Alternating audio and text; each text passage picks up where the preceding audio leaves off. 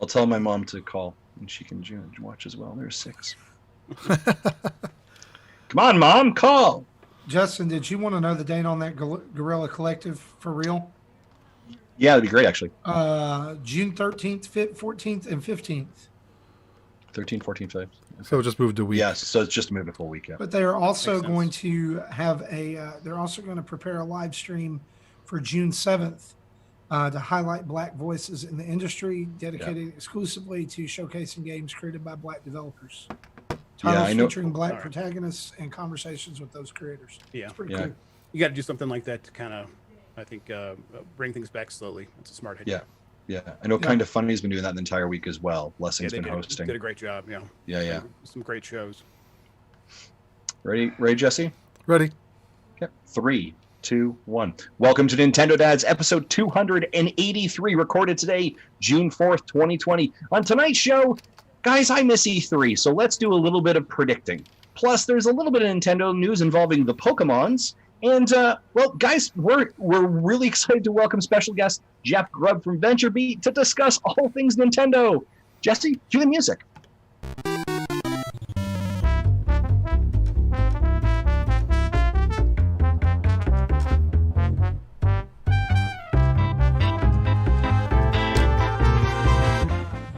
Hey, what's up, everybody? It's Marty here for Nintendo Dads. It's episode 283. It's June 4th, 2020. And man, it's good to be back on the show. It's good to see you guys. Well, not see you guys. It's good for you to listen to us. That sounded really bad too. I don't know. I agree. No, I think you nailed it. That it is okay. So it is good for you to listen. 10 out of 10 would recommend. Yeah, there you go. It is, like I said, it's June 4th, 2020, and it's been a light news week in the world of Nintendo. But we're not going to let that stop us. Joining us tonight on the show, all the way from the frozen tundra of the Great White North of Canada, Jason Mason.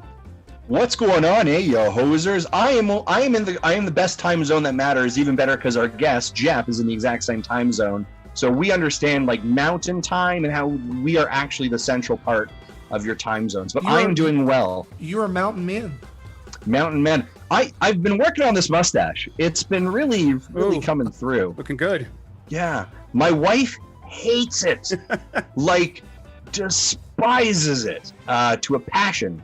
But I'm keeping it for a little bit of psychological warfare. So that's how self-isolation is going at my house right now. You've got one leg up on her right now. Yeah, we're into mustaches that are How's mentally her mustache straining. coming along? Yeah, it's going well. Her mustache is great. Cool. She can twirl it, which is better than mine. Oh, I hope she's really not listening. Oh, my children do, and I'm going to be in trouble tomorrow. Speaking of being in trouble tomorrow, Jesse Waldack, straight from Kansas City. How's it going, buddy? Pretty good. I'm the opposite way. The few times I've actually done a full shave off, like the first time I did it, the youngest looked at me and said, "Never do that again." Because literally, that was the first time when I did that. I think it was almost 2 summers ago. I did that, and I was married to her mom 10 years. I've known her for 2 years before that, and they've never seen me. I've always had a beard for those 12 years. So when I shaved it off, she was not happy. The only time this has ever happened, like to me, was a shaving mistake. Like and like you make a mistake on the goatee region, and you just have to go all the way because it won't unless you do something that's going to look bad. Even up one side, you go too far, and then the other side go too far. When this happens and there's no hair on the chin, it just kind of looks like there's a tiny malevolent potato sitting atop my shoulders that's controlling my body like a robot. Then I think I might have said they're going to take over the world. Yeah. I think I might have said this before, but last year I had surgery on my face here, and so I needed to get that shaved. So I told her, right. "You have the choice: goatee or full off. And if you don't like it, tough, because it's on you." She said goatee. Not even thinking about it. Said it like that. Speaking of a man who has an amazing beard, Jeff, how are you today? Absolutely. I'm doing pretty good. It's this is I'm feeling the same thing. I always think about shaving off the beard, but I know my kids will cry. They're 1 and 3 right now, so they won't be like, no, they'll just cry for like a week straight. So I'm like, I'm stuck with this for quite a while. You're not my real dad. Where'd he go? Yeah, exactly. Yes, exactly. I mean, I think I could probably get away with cutting off the hair, but I think they wouldn't like that either. But yeah, how's it going, guys? Thanks for having me on. I really appreciate it. Oh, no worries. Thank you so much. And as you mentioned, you got 2 young kids, so it fits the Nintendo dad, quota perfectly as well. Absolutely. I'm a Nintendo fanboy from the way back. Try to put that stuff away since it's my job to not be anymore, but still, it's in there, down deep. Nice, excellent. Down deep. I love it. Well, we're going to get down deep into what little news that we have tonight, as well as some E3 predictions and kind of a little bit of a talk that I think that we need to have tonight with you, Jeff, about where are we going? With so much canceled and with so much trepidation, I think that surrounds not just Nintendo, because this would have been E3 week when they, or we would have been launching into E3 week when they would have had a big presentation, but with Sony making an absolutely right decision to postpone the PS5 details. Xbox has come out and done some things, but we don't know a whole lot more than that. And it just seems like the whole future of video gaming right now is a bit nebulous because of some certain things. But we're going to provide you some clarity for that, hopefully in a roadmap for the next few months. And so, Jesse, let's dive right into it, shall we?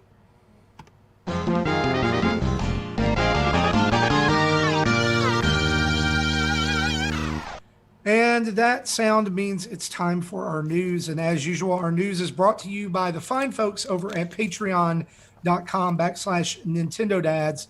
That's right. It's our Patreon page. And we would love for you to go and be a part of that and come and be a part of what we kind of feel is the greatest community in the internet, on the internet, at the internet. All of them work. It's our small corner. It's okay. Yeah, wording is not good. Why say many word when few words work fine? Marty grammar as well. Right. We want to, here's the thing. We've had a ton of patrons sign up in the last couple of months because we did this free trial thing, but we've had a number of them stick with us. And we've also had some new ones this week. And so I want to just shout out a few people here. Dwayne Stanton, and Bruce Paterson, he's still hanging in there. He had bumped up for a while, and now he's back. Rob Yappy, Michael Mansher, Chad Benoist, and Joe. All these people, new patrons of the show, and we're so thankful for you. And if we've left you out, please understand, it's not our fault. We try. We do the best we can. If you left you out, you tell me on Twitter, and I'll get these guys. For sure. Yeah, just tell Jeff, and he will light us on fire. Please light them up. Yeah, there you go. Also, if we did leave you out, though, seriously, please send your emails to Zach Erickson at nintendodads.com, and he'll definitely respond to you. I promise that is not a fake email address in any way. It's a real email. Yeah, for sure. It's a real email. You know what else is real, guys? The Pokemon Isle of Armor DLC pack, which is now been revealed to be releasing on June 17th of this year, which means in a couple of weeks, we're going to get to dive back into Pokemon Sword and Shield, or for some of us, maybe we've never left. And Nintendo released a video this week, or actually, I guess the Pokemon Company released a video this week with some updates and the release date. I want to ask how this landed with you guys. I loved Pokemon Sword and Shield. It was the very first Pokemon that I ever finished because I'm just going to be honest, and I might get roasted for this, but that's okay. Previously, every Pokemon game that I'd ever played, I got to a point where it just bored me to sleep. And get to a point with those games where you know what they are, and you don't necessarily need to see them through if you're not I've been buying those games since Red and Blue, but I never finished one. And I felt like Pokemon Sword and Shield did enough to keep me in as a game completing fan. But I don't know that I'm really excited about the DLC. It looks great. But I just I'm kind of on the fence. Fair enough. Jeff, are you a Pokemon fan? How did this land with you? I'm not a Pokemon fan. I enjoy some of the games. I finished Red and Blue when they first came out, and I was 17, 18 at the time. So it was a little bit too old at the time to really get into the fervor of the fandom, which was younger at the time. But I respected the games; they were very good. And then since then, I've dabbled in a couple here and there, and I haven't finished one since. And then I didn't play the Sword and Shield, the most recent ones.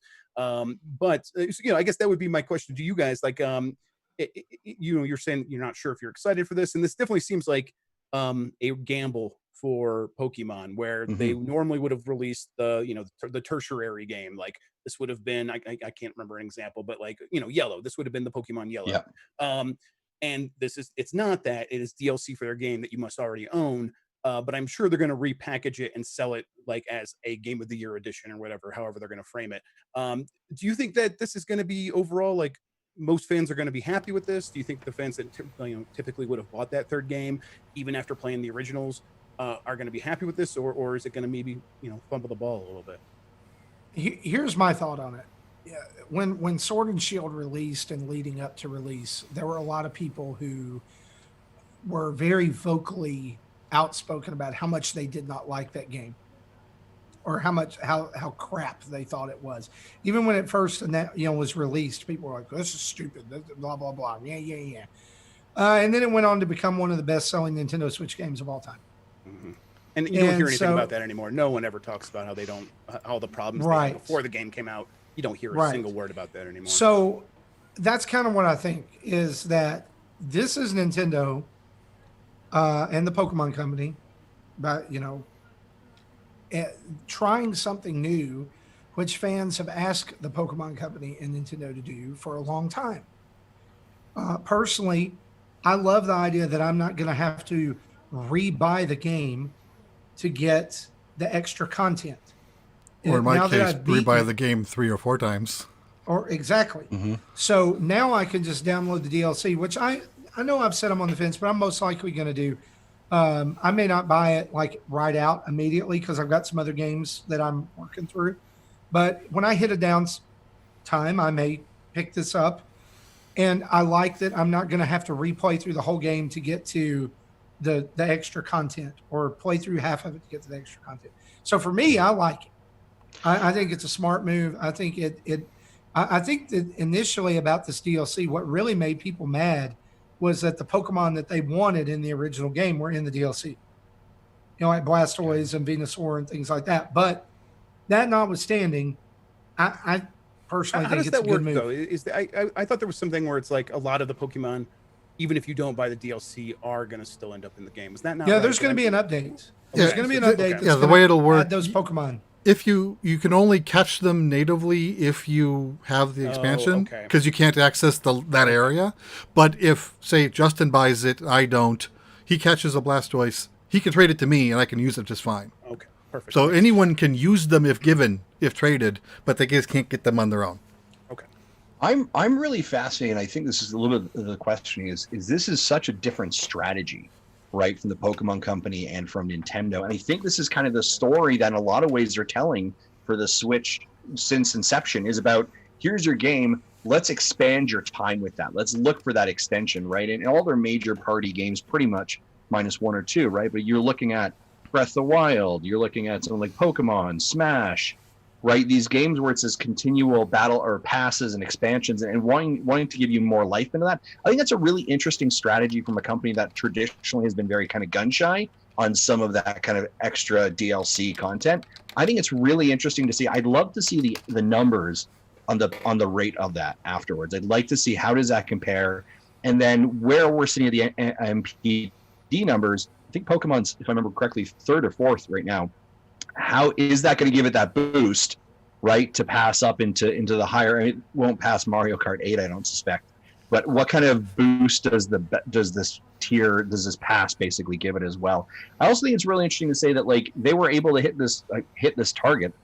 They had mentioned during the first announcement or the reveal of it that it would be June, right? And despite COVID, despite kind of shops shutting down, they were still really able to effectively hit that. So I thought that was really interesting.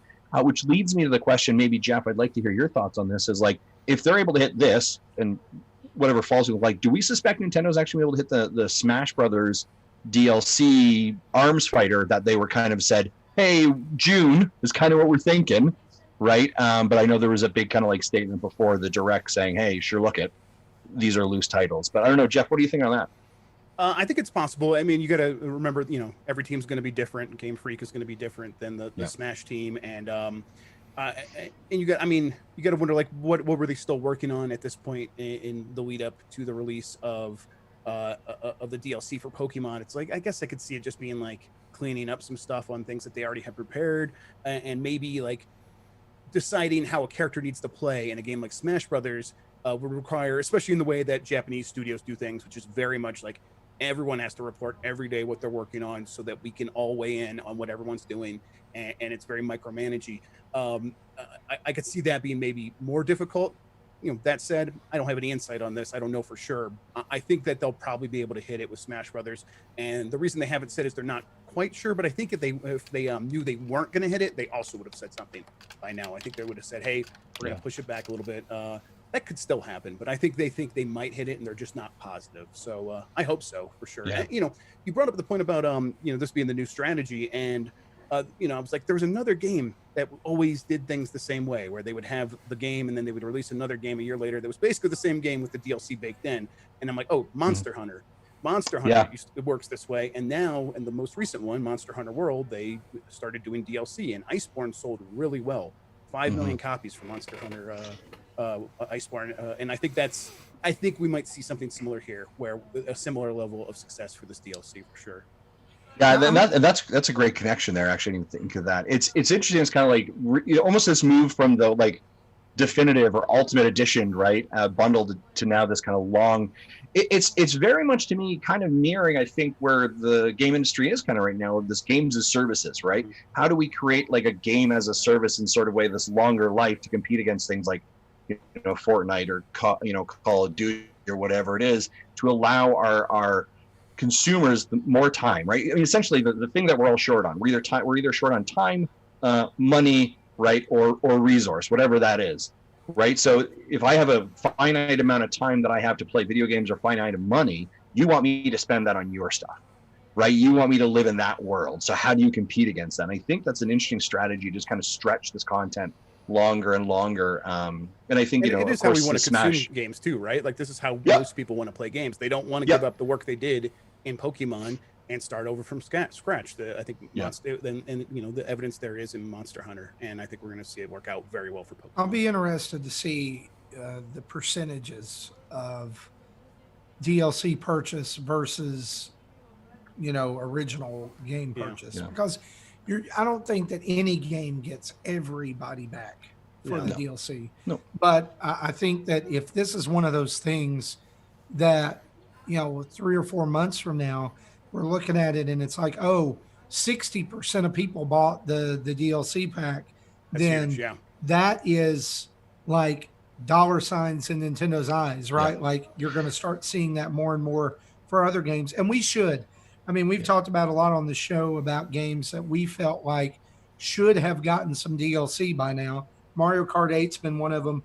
Mario Odyssey, Super Mario Party it's all been mentioned as like, why has Nintendo not put out something, since we're not, it seems like we're not getting the next installment in the franchise or whatever it is. Why has there not been any DLC, And it was even heavily speculated at the beginning with Mario Odyssey, Al Delfino or whatever, that was going to come into the game.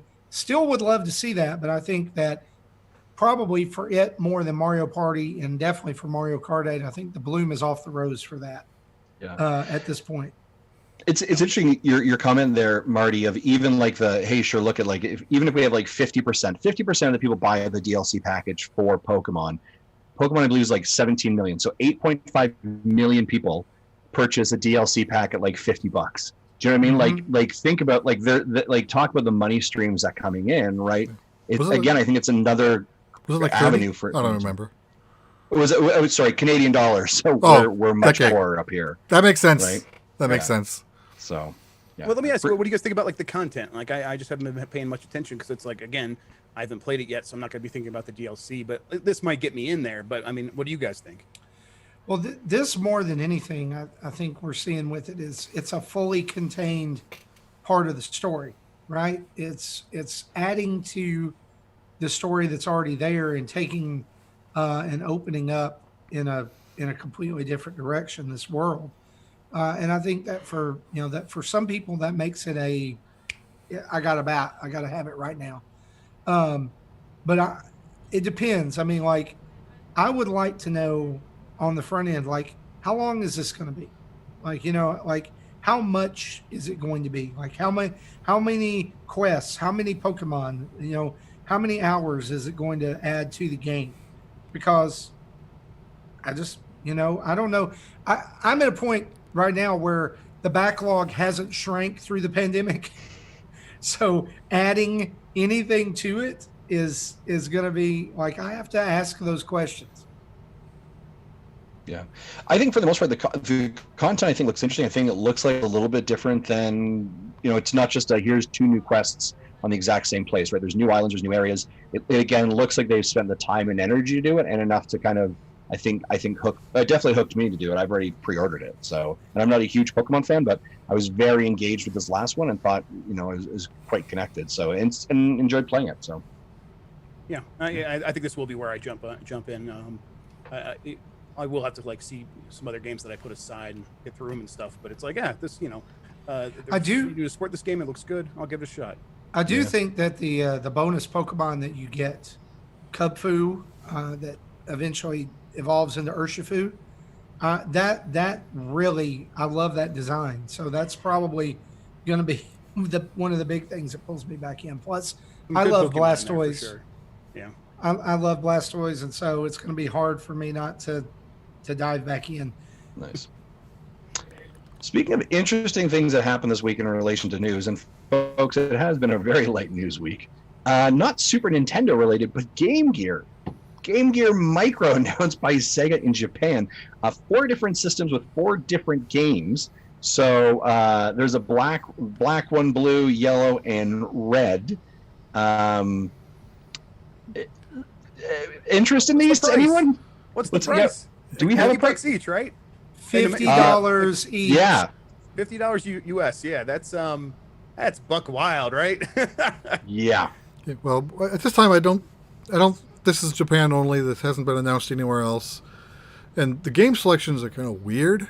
Like if you, I hope you're a Shining Force fan, and if you get the yellow, because 3 out of the 4 games is that.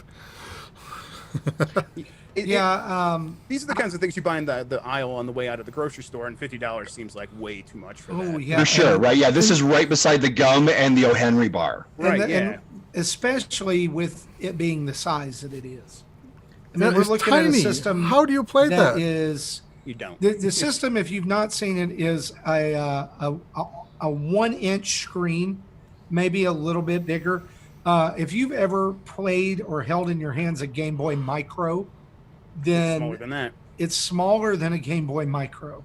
And the funny thing is, as I saw this post someone had made tonight, I can't remember where it was, but they had showed there's an accessory that's launching for it that is a mimic of an original Game Gear accessory, which was basically just a big magnifying glass. Was that real? I thought that was on just top of it. a joke it's mock-up. No, it's You real. get it if you buy all of the systems, I think. If you Yeah, it order comes- all of them at once, there's a it comes bundle for in- free. Oh yeah, there's my. a bundle in Japan that's $200 American. But even that- with that add-on on, it makes the controls even harder to The get thing to. is that if How you does put that the work? add-on, Bump into if it, you yeah. put the add-on Like- on it, you can't even push one of the buttons. Right. It's what it looks like, for sure, yeah. So, Jeff? I want to know this, like, Yeah, because let's do this. I mean, I've bought the NES Classic, I've bought the SNES, I've got the Genesis Mini. I am waiting for them to finally release the Turbo Graphics 16 Mini, even though I could have ordered it from overseas and already had it here for the exact same price through Amazon. I'm waiting for mine that I pre-ordered. Who is this for? So, you think it'd be for 3-year-olds because of the size, but on the on the other hand of that, that's a choking hazard. That thing's going in a mouth. Yeah, for sure. Sean Capri just said, a console for ants. Yes, that's exactly. Yeah, go ahead, Jeff. What are you thinking here? Good one. I love it. I look at that thing and I think it's supposed to be a showpiece. It's a fashion accessory. It is a thing that you. It looks like it would be okay as a keychain. Like, it doesn't look that much bigger than most keychains. And the idea of just pulling one of those out of your pocket with all, attached to your keys out of nowhere and having a little game gear, like there's some novelty in that. There's something neat in that, and I can appreciate that. I think that all the other factors around it would cause it to not succeed in most territories, where $50 for one of those things with 4 games, most people are going to look at that and be like, that's a bad value. And I think there's a chance that the audience that they're going for, the numbers that they're actually going to manufacture might be like, this is not supposed to be some huge NES classic style hit. It's a thing they throw out there for their biggest fans, the kinds of fans that would be like, yeah, I love those 4 games, and I have a bunch of money that I don't know what I'm going to do with. Yeah, I'll buy these things. I love Sega that much. I have a lot of questions about it though. Like, it runs on AAA batteries, I guess, which I was like really stunned by. So you actually put AAA batteries in there, and I'm like, wow, it didn't look big enough for it, but yes. And then that means like there probably isn't like a rechargeable thing, and if it only has the 4 games, they probably just put the flash memory in there. So when I saw this thing, I'm like, I'll hack it maybe, and that could be neat, and put a bunch of extra games on there. But it sounds like that might be pretty difficult. We haven't seen the full system yet, so maybe there's a port on there that you can access. But if there's no reason to recharge it, I highly doubt that. So again, most people are going to look at that and be like, oh, I was going to hack it. If I can't do that, where's the value for me? Yeah. So yeah, it's a strange thing. And the other part of this, and I'm play devil's advocate here, right? I'm gonna play devil's advocate. Like, would we be slagging it as much if Nintendo was like, by the way, I have a Game Boy Mini. It's in my hand, and it's about the size of your keychain. I know you, Marty, would be like, I'm in. It's right? in 5 different colors, and each one has 2 different games. Yeah. And they've made 5 each of each one. And Marty, you would be like salivating right now. So I think the Game Gear cost when it first came out, though. The Game Gear was like, oh my gosh, it was like more expensive than the Game Boy. I remember. Oh, for sure. I remember it was when like Sonic $90. 2 If came you out came on out the with a Game $50 Game Boy Micro right now with only a couple of games on it, most people would be like, that's pretty wild. I remember when Sonic 2 came out on the Game Gear, and Sega ran a promotion here in the United States. This is going to date me real bad, but they ran a promotion in the United States that if you stayed at a Howard Johnson Inn, you would get a free night's Game Gear rental. And like, the hotel had Game Gears, and they would give you one if you asked for one on check-in, and you get to keep it for the night and play it. I don't know why they did this, but I remember begging my parents as we went on a vacation, can we please stay at a Hojo? please. And you know what? They did it, and I got a Game Gear for the night, and it was terrible. Yeah, not a great system. If you were a Game Gear fan, I'm sorry. I just crapped all over your childhood. It's just a blurry screen. You can't see what's happening. Yeah, but it was in color, Jeff. It was in color. A friend of mine in college had one. And then I played it later. And, I brought out my Game Boy. He brought out his Game Gear that big with like 6 AAA or 6 D-size batteries. Yeah. I remember because I was a kid of the 80s as well. I remember having the Game Boy. And I remember like playing with a friend once, and we had another friend, and he was like, yeah, you want to go hang out with Jason? He's like the rich kid. And I was like, well, what do you mean he's a rich kid? And he goes, he's got a Game Gear. And I was like, holy snap, that is a rich kid. Yep. That was a measuring stick of wealth when I was a child, was did you have a Game Gear? Right? Because if you did, you were living large. Honestly, I remember I had a friend, his name was Lee, and he had a choice. His parents gave him a choice to get one handheld system.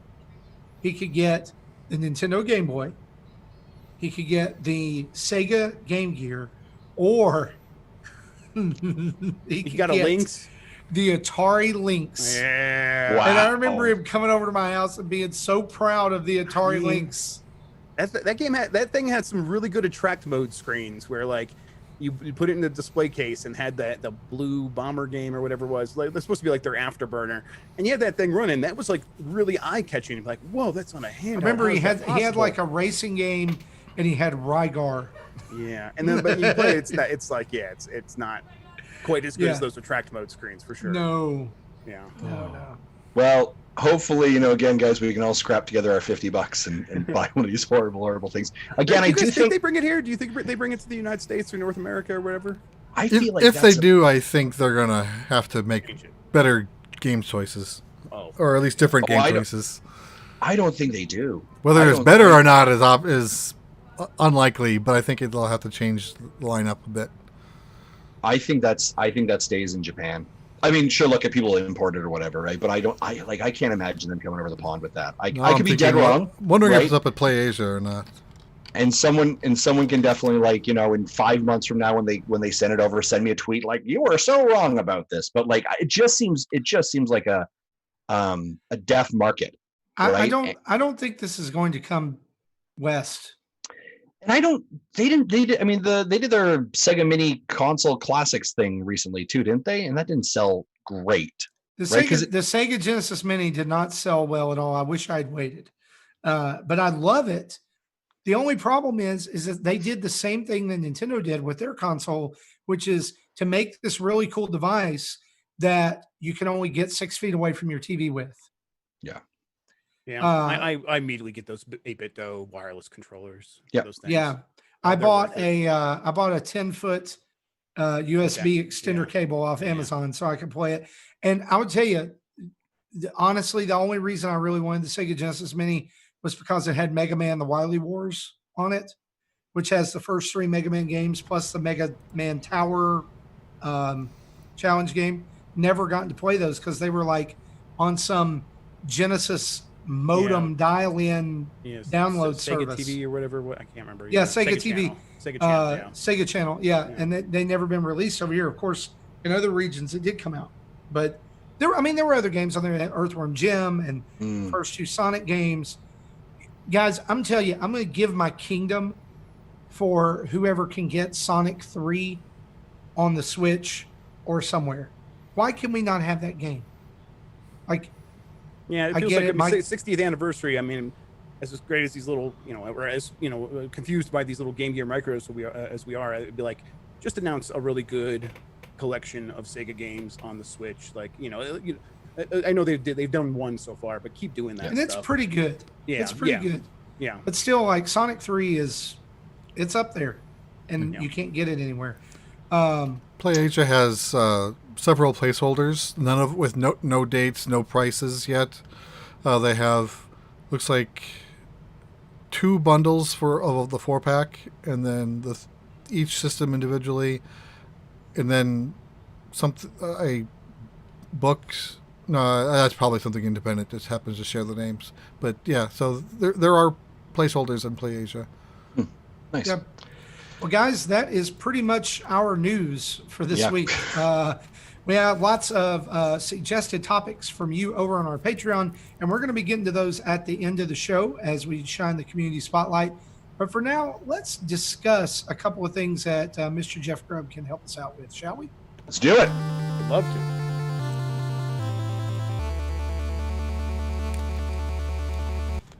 All right, so next week is EA Play.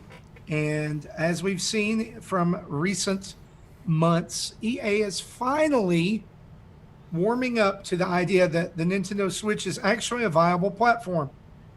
So the EA Play coming up gets us a little bit hopeful that maybe we will see some more things from EA. And so I just thought it would be a good idea. We thought it would be a good idea to do some predictions for what we might see during the show. So, Jeff, I want to defer to you and start with you.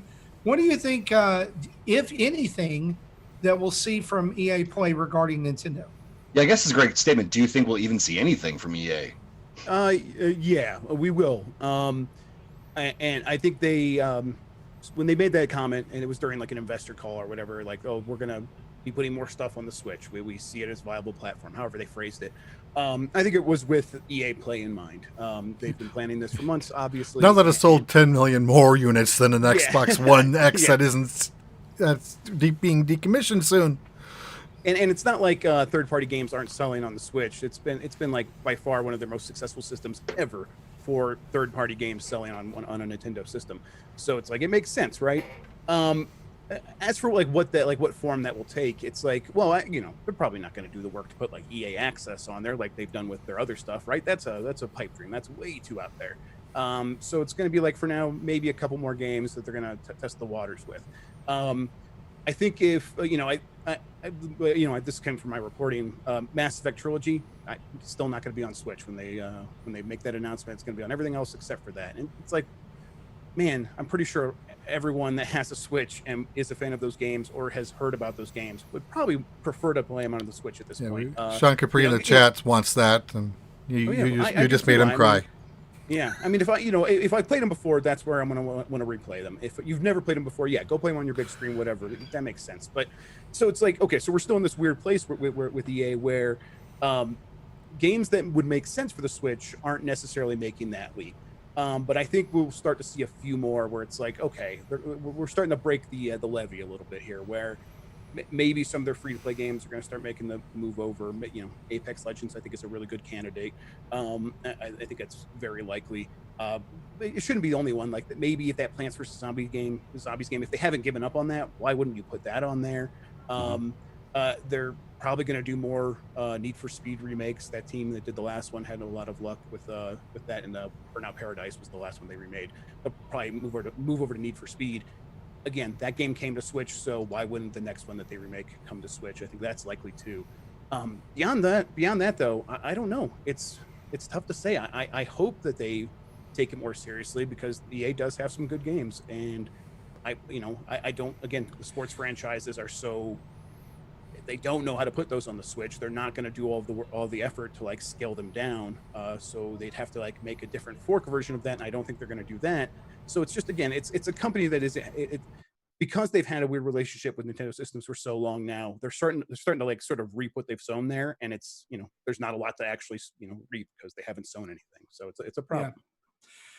Yeah. Tim Off, who's one of our hosts, he had a great idea, and I love this idea of taking the old EA like sports, like the Madden, the 16-bit Madden, and just updating it with a new roster, updating it with the current NFL roster and having that be the Switch version of Madden, because it's better than nothing, right? I love that idea. That's a really good idea. Yeah. And, I think that better than just giving us last year's game with the roster update.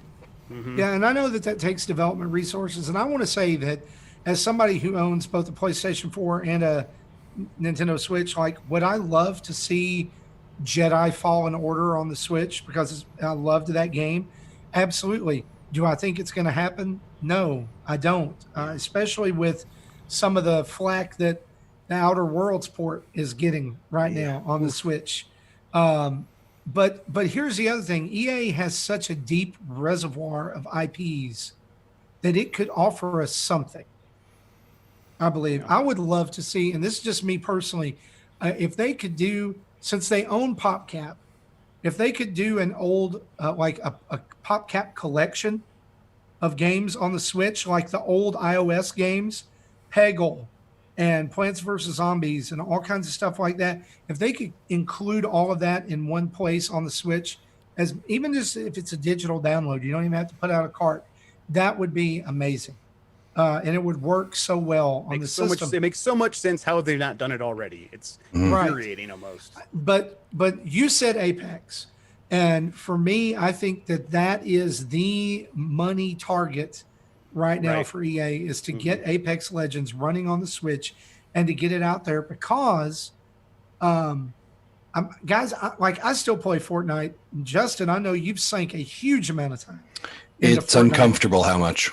Yeah, I know. You go look at his Switch profile. And Don't do that. It's not good. It's an obsession. I'm going to do that just because you said not to. It's in the triple digits, Jesse. Here's the thing. Fortnite, my son and I have really bonded over this season, right? This season 2. Because he's like up in the hundreds as far as level. I just passed 60. I got the cat with muscles. I'm good. I'm done. What else all would you I wanted. Need? Yeah, right. That's all I wanted. In the game, it turns out you beat Fortnite. That's how you do it. Musels, meowsels. Yeah, so sorry, guys. Sorry. Credit roll. like they have kept pushing back season 3. They've kept pushing it back. They kept pushing back. They've kept pushing back. Now I get it. Like this latest delay relates to all that's going on in with the riots and all that. I get it. I get it. Like I'm fine with that. But like he's even at a point where he's like, and he's 13. He's like, why do I play Fortnite anymore? There's like I've done everything I can do this season. Yeah, there's the storm the agency thing, but I just want the event and I want new stuff. And so there's momentum loss there. So now's a great time for EA to be like, oh hey, Yeah, have you played Apex? Apex has continued to, you know, obviously after its first pop, right, when it came out of the gates, but Apex has continued to grow a pretty solid fan base. And again, I think for any company, I think especially that looks at a game that you can have an install base, right? When you look at the Switch with an install base of nearly 60,000 Switches in hand, right? And when Fortnite came out 2 years ago or 3 years ago, it like crashed the servers, as I recall, right? And as it was the most downloaded third-party game, or I think it was something like for a while. There's money being left on the table, right? Absolutely. So if you can get someone to say, sure, look, and I'll pay a tenner every couple of months for a battle pass or whatever it's going to be for them, it's a little bit of a low-hanging fruit in some ways. So, and I know that I've been the one that has like waved this Apex flag for a while because I need to move from one addiction to another. It's just a successful transition. But I do think it logically makes sense, and I think like from a business perspective, you know, it's about low risk, high reward. Right. So you need to look at games that I think aren't going to require a lot of effort and you know are going to have the demographics and the attachment rate based on that console. Right. So I think to your point, Jeff, like Plants vs. Zombies is a great example. Right. That is such a kind of low hanging fruit, probably not a lot of effort or huge lift for a team to move that over the Switch. You look at kind of the audience of the Switch for the most part, casual, sometimes gamers, easily approachable, on the go. Such an easy connection. Right. When you look at something like a Jedi Fallen Order, right? Yeah, sure, look, I'd love for it to come over, but it ain't gonna, right? Or if you look at some of these other huge games from their back catalog, right? Oh, let's bring over Titanfall, or let's bring over Mass Effect, right? Well, you gotta think, again, that's a huge lift. That's a lot of work to bring that over, even if you're doing an HD version, to then bring the Switch, because it's a risk you don't know you don't know whether you're gonna get that money back. You don't know how it's gonna perform, so you need to take mitigated risk in relation to entering the market with EA, and I think that they've got some ones they can do. But I think if people are like, oh, we're going to get Dragon Age Inquisition and all these, like, no, you're not going to get those. You need to kind of you know, manage that. I'd love to see Sea of Solitude. That was one of the EA originals, right? I think it was released on Steam today. Faye was an EA original as well, and that did come to the Switch a couple of years ago. Unravel was the other one, right? Unravel and Unravel 2. Yeah, exactly. Unravel 2 has been on the Switch. I predict Unravel, the original, will also come to the Switch. Yeah, right, yeah. And I think the EA originals will be one of the kinds of games where it's like, you know, you can get those run on the Switch pretty easily. They're meant to like be pretty to run on almost anything, because they have to have the widest audience possible. So I think that will continue to happen for sure. But I mean, what you say is absolutely right about, you know, Apex is a safer bet. Like you could do a lot of work to get it running on a Switch. I'm sure that is a complicated engineering task, but getting it running on the Switch means like it's not like getting it running on a mobile phone where now we have to rethink the controls and we have to think about a very different audience, potential audience out there. And it's like, but also getting it running on the Switch is half the work of getting it running on most phones. If we can scale this game down to that point to run it on the Switch, it's not that much further to get it to run on most phones. Most very powerful phones, more powerful than a Switch. So it's like, yeah, that work's already done, and it's like on the pathway to that. But I think all evidence points to games like this absolutely are going to succeed on the Switch. Nintendo saw a huge influx of money from Fortnite. If it's not just a Fortnite thing, I think the people buying a Switch now are absolutely the kind of people that would love to keep playing these kinds of games if they were available. I think there's like that free-to-play Monster Hunter clone. I can't remember the name. Dauntless. I think that's even doing pretty well on Switch, stuff like that. So go for it. And I think if this succeeds, then we will see more stuff put into effect for EA in regards to the Switch. But it's like you when you talk about those single player games where it's like do all the work to put it on the Switch, and if it doesn't work, that's it, and it was a huge waste of money. And it's like, well, EA is a huge company; they have a ton of money, they can afford to do these things. People say that, and it's like, yeah, you have to keep in mind that's not how businesses look at it. Correct. They look at it at opportunity cost, right? Like any money we're spending to do one thing is money that we're not spending to do something else that could make more money. And they're very serious about that stuff. Investors force them to. Investors will sue them if they don't pursue the right opportunities. So they have to. And for something like Dragon Age Inquisition, I think it's a perfect example of the kind of game where they're probably thinking like, what is really the worth there of actually trying to get there on the Switch? It's not gonna happen, I don't think. Yeah. And also, let me just say this for everyone who's listening. Jeff and I may also not only be in the best time zone that matters, but now be best friends because we think a lot alike. That's business Jeff talking. That's business Justin talking. Right? Makes logical sense. I've been waving that flag for a little bit of like, no, here's why it's probably not going to happen. Here's why things will happen. Yeah. And you know, I don't think this is necessarily always the best way to think about it. Like it's the reality and the reason why EA makes these decisions. But how well has that really served EA? Who loves EA? Who gives a crap about them? Most people are just like, maybe they put out a game I like. Maybe I'm a big fan of Respawn, but I who gives a crap about EA? And I think the problem is they need to believe in making games again. They need to get to that point, and they're not. And I think this kind of thinking is the problem almost. And unfortunately, EA's last several years have made some really bad missteps, right? And have kind of been like the corporate, like evil, stroking the mustache, haha, money kind of scenario, right? They're the one that's really easy to pick on of like, oh, at least you're not as shitty as EA, right? Like those kind of things. And you're like, oh. I think the reason they're very much like that though, is they've learned some harsh lessons about listening to the gamers.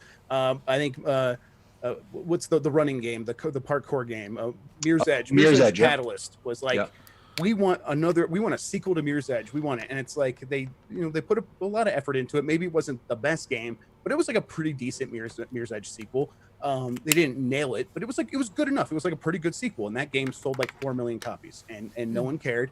And EA never wants to do that again. They never want to be in a situation where they spent all those resources trying to make a game like that for people who aren't actually going to put their money where their mouth is and be like, oh, we want that sequel, and then no one shows up to buy it. When something like Apex Legends, I tried that game, I couldn't get past the tutorial. Well, exactly, and you're the problem, Jesse. Is what I'm trying to say here. For those of you who are playing along at home, a cursory look at Justin's Nintendo Switch profile will tell you he's played Fortnite for 450 hours or more. Sir, welcome to our couch. Justin, we need you to sit down. This is an intervention. And I'm also going to be really honest with you. And like, this is one side, like 1 minute in this pocket. The amount of, I was falling off it, but then I found a friend, sounds really bad. When I moved back to Canada, who had never played it. Yeah, he's just enabled me. And then he got into it, and it's like, we were literally just like, I don't play it unless he'll drop me a line. You want to play? And they're like, yep. And that's been like our social connection for the last 3 months has been playing Fortnite together. And that's where 300 of those hours came from. Shut your mouth, Jason. That at least is 30 of them. I don't know where the other, 90% came from. Oh, so before we move away from EA, I have a beef. Okay. I have many with them, you know that, but one that just came out today. Burnout Paradise Remastered comes out on the 19th on the Switch. It has already pre-existed on PC, on PS4, and an Xbox One, and has been around enough to be discounted down to $20 each, and then Steam put it on a sale again to bringing it down to $5. And and how much is it on Switch? $50. Yeah, I mean it sucks, but it's not even the best Burnout game. Well, everybody knows that's crazy. Burnout 3. Sorry, Tim, but ouch. No, I think Well, and this is sort of like what happened last week with the Borderlands collection, right? Like it came out for $60 or whatever, and then like a day later, Epic was like, oh yeah, by the way, you can get it, or Steam was, whoever it was like, by the way, you can get it for free over here. The day before. Am I wrong, Jeff? No, you're not wrong. I want to let's pump the brakes. And I know it's easy to be like, again, EA, what are you doing? You're so dumb. Why are you so bad at this? But is part of this Nintendo's fault because of the eShop? Now, I'm not one of these people like, oh, the eShop has so much junk in it. I hate it. I like seeing all that junk. I think I think it gives the store character. But the store has a problem where if you fall off of one of the featured things on the left-hand side, your game does not exist on the eShop. Yeah. You have to search for it by name to find it. And so the way that companies get around this, right, is deep discounts. A huge discount, and then a bunch of people buy your game for a penny or 99 cents. Or if they do drop $3. it to 20 at launch, sure. But I think they're going to do that because like they've done that with Unravel. Why not do it now? Yeah, that's a good point. It's up for free purchase for 50. Right. Because they have to set a high bar now. Yeah. They have to set. I think this is the point where I'm making is that because Nintendo's eShop does not have a good function to resurface games once they get off.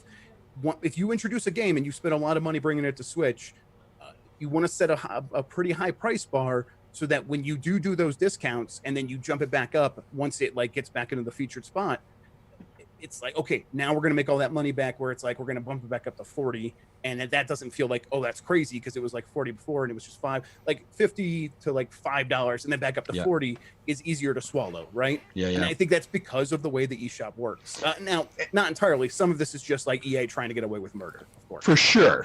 Like, oh, you will pay $50? Okay, then we'll still take it, right? Because this is also coming out of physical, so I presume the physical and digital has to be the same price. But it's going to be $50 on the shelf for a day and a half. Yeah. Before it goes back down to 30 or 20. Yeah, and if that's too much to buy, I suggest you throw it onto your wish list, right? And you'll get notification when it's available, and you can pick up then. That's your best bet, absolutely. But you are right, Jeff. Like, I mean, that's the thing with the eShop, right? Is that developers and publishers kind of have to play this like, man, I've done all the work to get my game out here. Now I've got to think an escape room my way through this thing. Yeah, you have to manipulate the store because otherwise your game's just dead. And it's like, the eShop's a really great way to make money. A lot of people buy a lot of games, but they're only going to buy it if they can see it. And if you lose all visibility, which it's just wild that it works that way. But it's like, at a certain point, it's like almost like I wouldn't want to change it because developers are discounting their games so much that it's like it's kind of good for me. I buy a lot of games for really cheap, and it's good for you. It's good for me. Right? It's not good for them. Right? Exactly. And it's like but developers do seem to keep doing it, and it seems to pay off. And that's the reason we keep seeing it is because, sure, it sucks, and it is the only way to make this happen.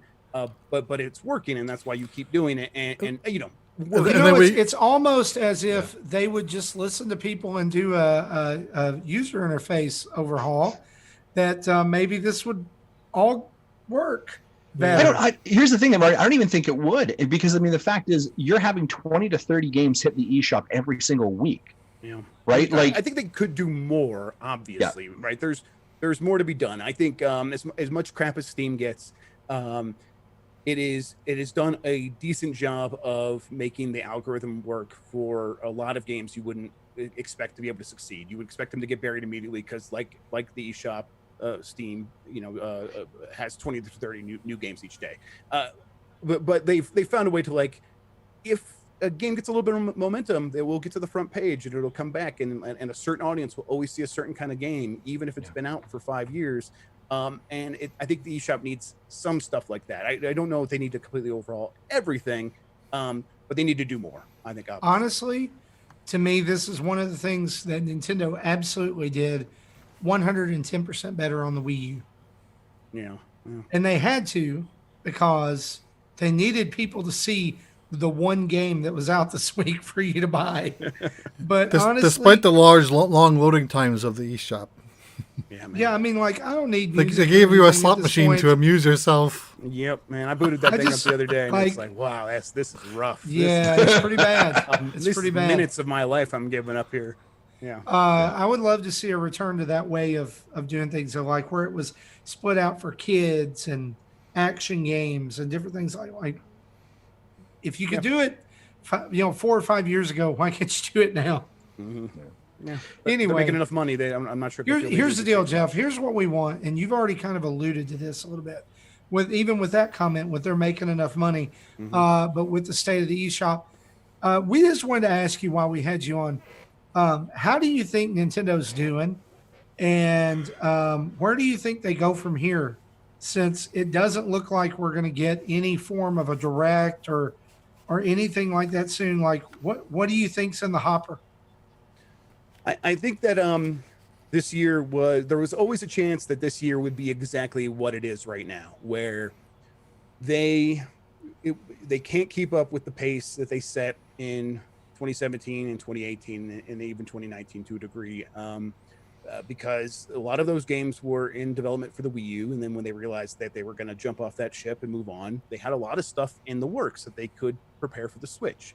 And then once they got through those games, I think obviously we were going to end up here. It's just hard to make games. It was natural.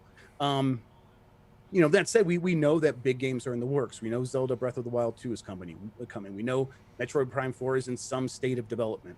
And with like 2 huge games like that already announced, but also still like in this nebulous state where they could be far away, I think Nintendo is hesitant about announcing any other huge major games on that quad A level for a Nintendo game. So we're left in this state where we're looking around being like, look, I love Animal Crossing. It's been great. It's been great for them. They're making enough money. But at a certain point, it's like, what's coming? Is there anything really coming? And then on top of that, where it's like, you start having development troubles. You're trying to figure out like what's going to make Breath of the Wild 2, worth it, players' time. And so, you push it back a little bit. And Metroid Prime 4 gets canceled and rebooted. And now that's really pushed back. And it's like all the other games that were supposed to come out after these games are still at that point where it's like they're still pretty far off. So now we're in 2020 and it's a light year. It worked out that way. It's going to be a light year. It was probably going to be a light year when it started, and then COVID-19 happens, and now it's definitely going to be a pretty light year. And by that I mean it's going to be the Mario remakes. It's probably going to be the big stars, remakes, remasters, whatever.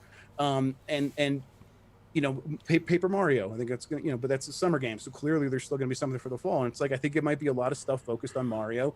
And I've heard what I've reported and what everyone else has heard now at this point. Like those are it's Super Mario 64, definitely Mario Galaxy 1, hopefully Mario Galaxy 2. We'll see Sunshine, and then like a 3D World Deluxe. And then you do all that stuff and it kind of feels like, well, then I feel like it logically makes sense. That leads into an announcement about like what is next for Mario, right? Mm-hmm, What's the next? What's the sequel? Yeah.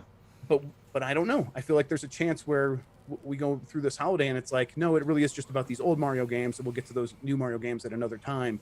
I don't know for sure one way or the other, but I would tell people for this year, for 2020, just expect what you've heard so far. Let's maybe get Pikmin 3 Deluxe, a lot of HD remasters.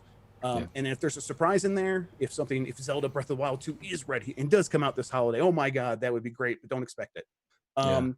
So then where does Nintendo go, beyond this? I think that they're going to get right back on track after this year where a lot of these big games are going to be ready and stuff will start coming out, and it probably won't ever be like 2017 again, where we get the big Mario and the big Zelda in the same year.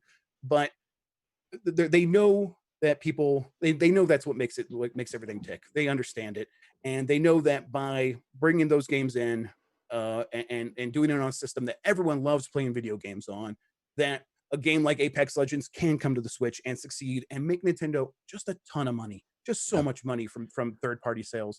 And that's been really different for this system compared to other systems, except for like the Game Boys and the DSs. Those systems saw this level of success, but now it's like $60 games and live service games where tens of millions of dollars per month of microtransaction sales, and that's very different. And they know that by supporting the outside developers, by releasing marquee games, that they can continue to make these whopping checks each month. They're not going to want to. They're not going to want to like try to give up any of this. They know they have to keep this momentum going. So I would tell most Nintendo fans to be like, yes, it is a light year, but it's gonna be fine. We're gonna get all the games that we were hoping we're gonna get. Maybe not like F-Zero, maybe not Star Fox, but some of those things probably will. Yeah, come don't back. put the hopes too high for him, Jeff. Don't put them too high. Right, yeah, exactly. Yeah, not every game, but like some of them, yeah, they're gonna figure this stuff out. They know that that's what makes this whole thing work, and they're not gonna screw it up. I don't think, at least not during the Switch. I think that's a great. The next system.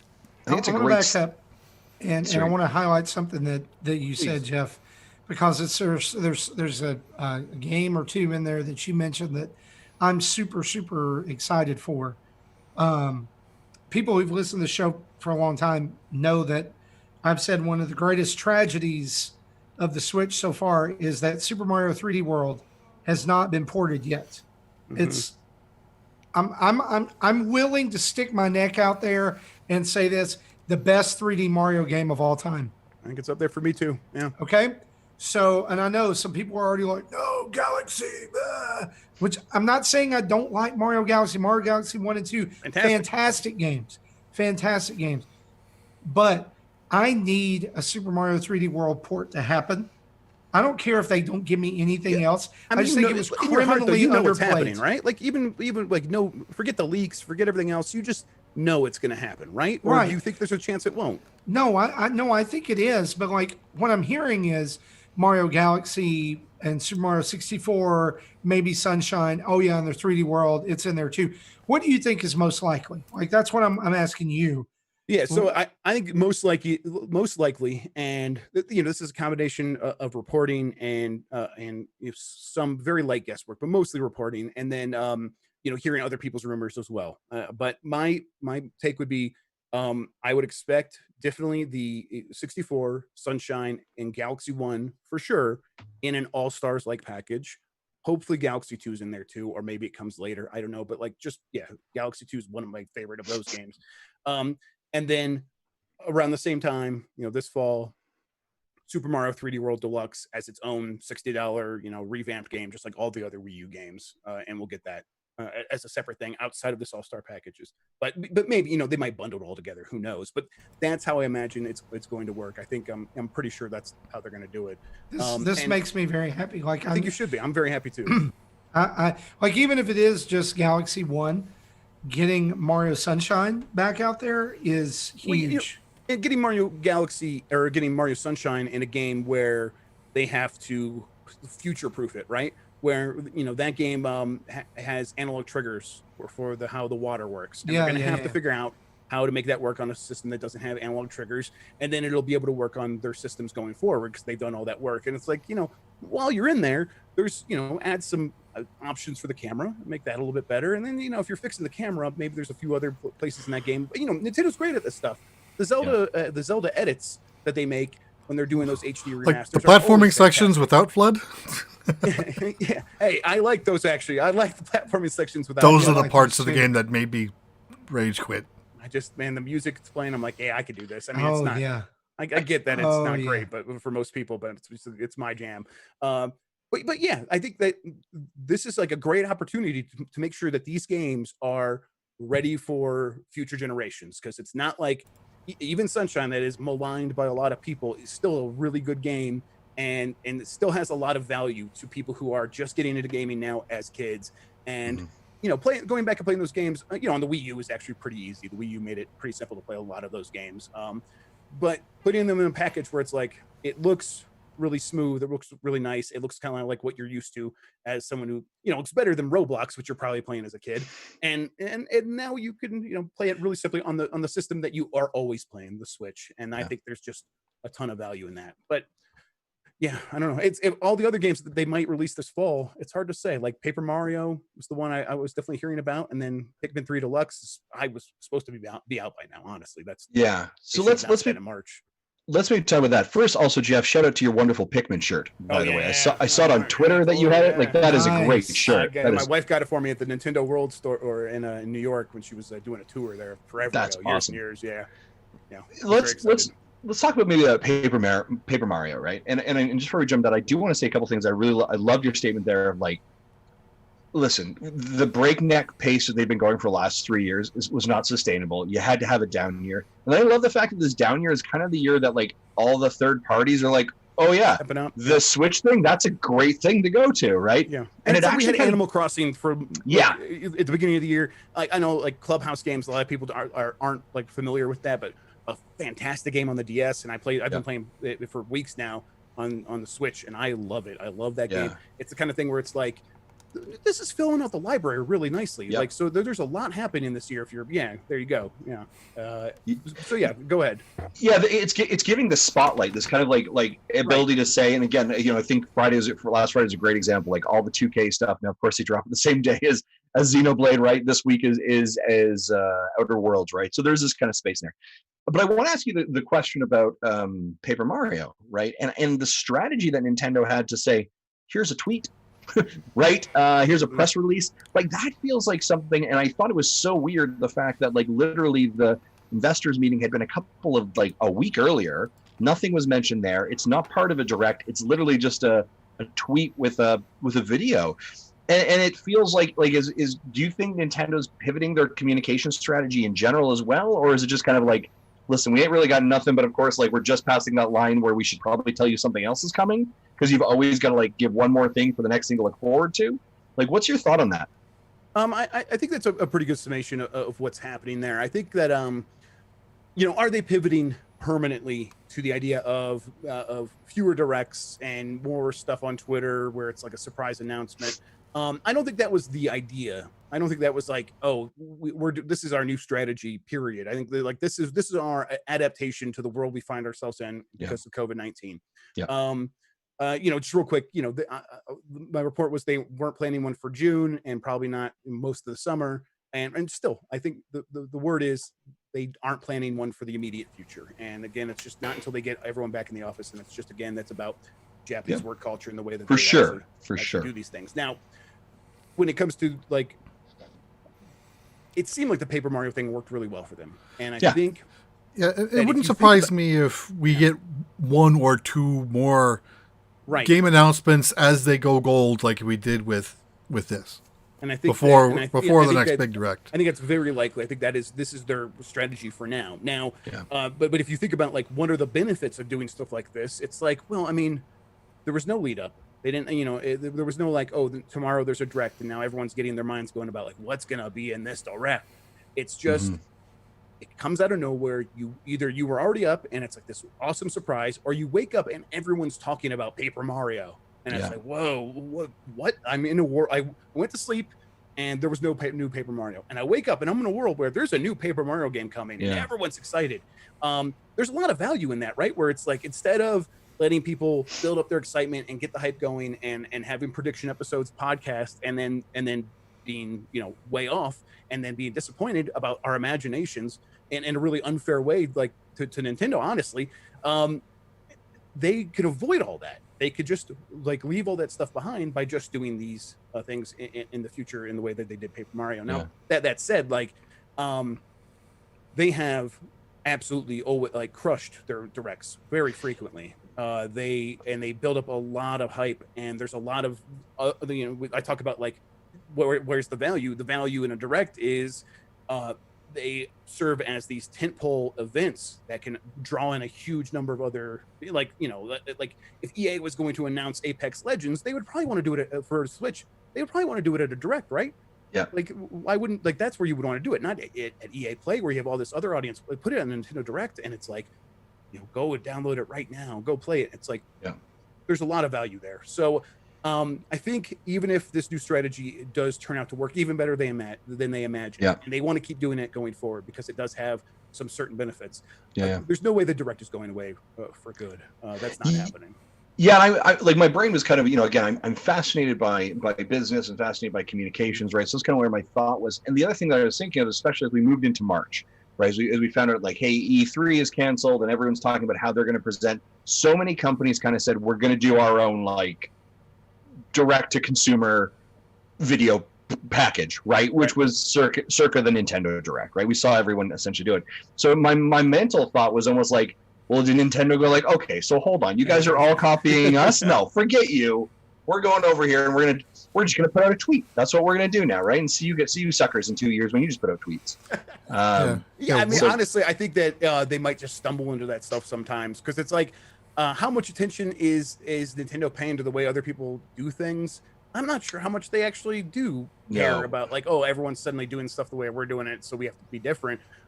It's more like, we're just Nintendo. We're going to do things. Yeah, the way they've we do always done things. things their own way. Yeah, and it's but again, that said, it's like, if they see that, I think the reason that the tweet thing works so well is again because it's really surprising. Most games aren't announced that way.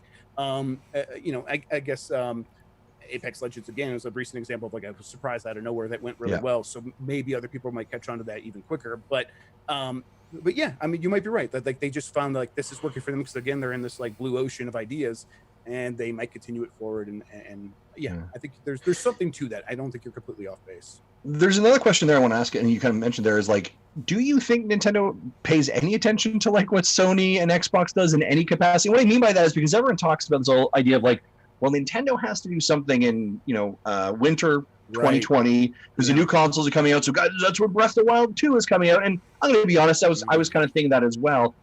But it just feels like sometimes it's like they just don't, like, almost blinders in relation to what is that true? Is that what you hear as well, or is that just kind of like a fan's perspective?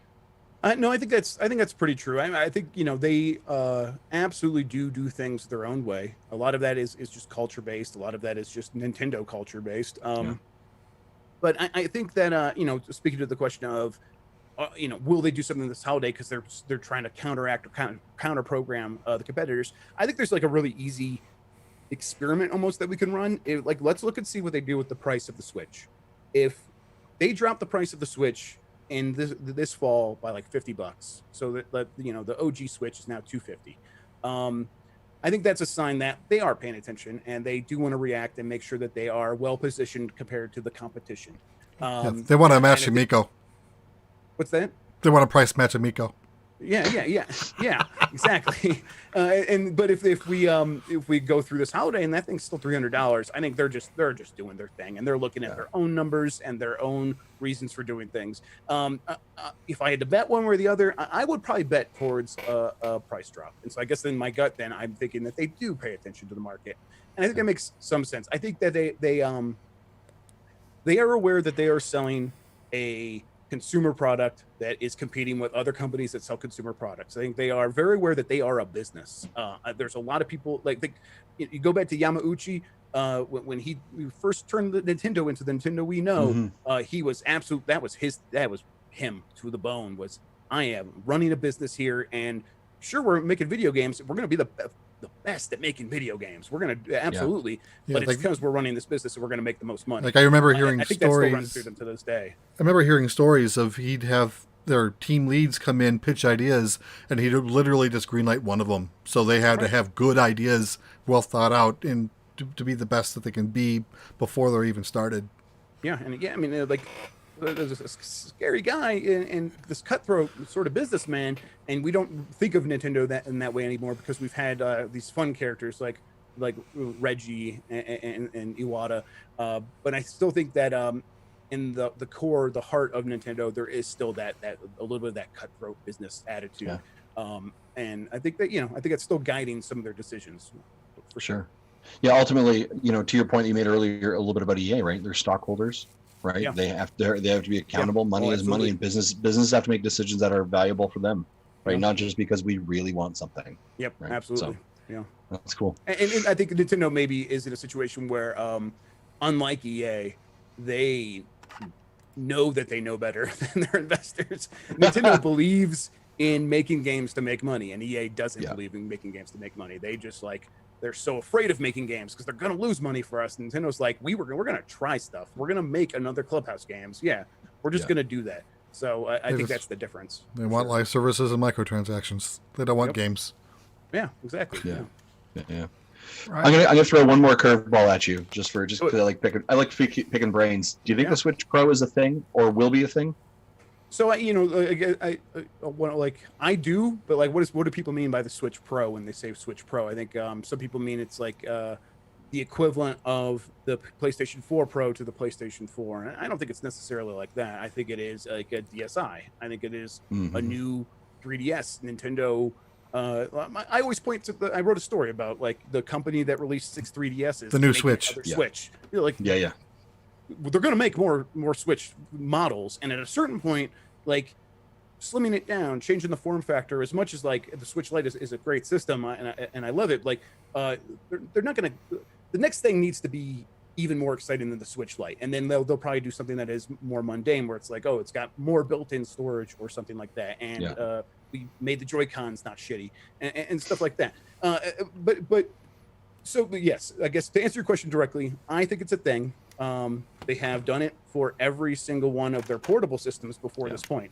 Game Boy Color, the DSi, the new 3DS, they're gonna do it here. And it makes sense because of the way that when you think about it as a handheld, the way that those systems have always worked, where there is a core audience, and I think I'm looking at most of them right now, that you buy the new one when it comes out, and then either the old one might go in a drawer, it might go to a relative, you might sell it.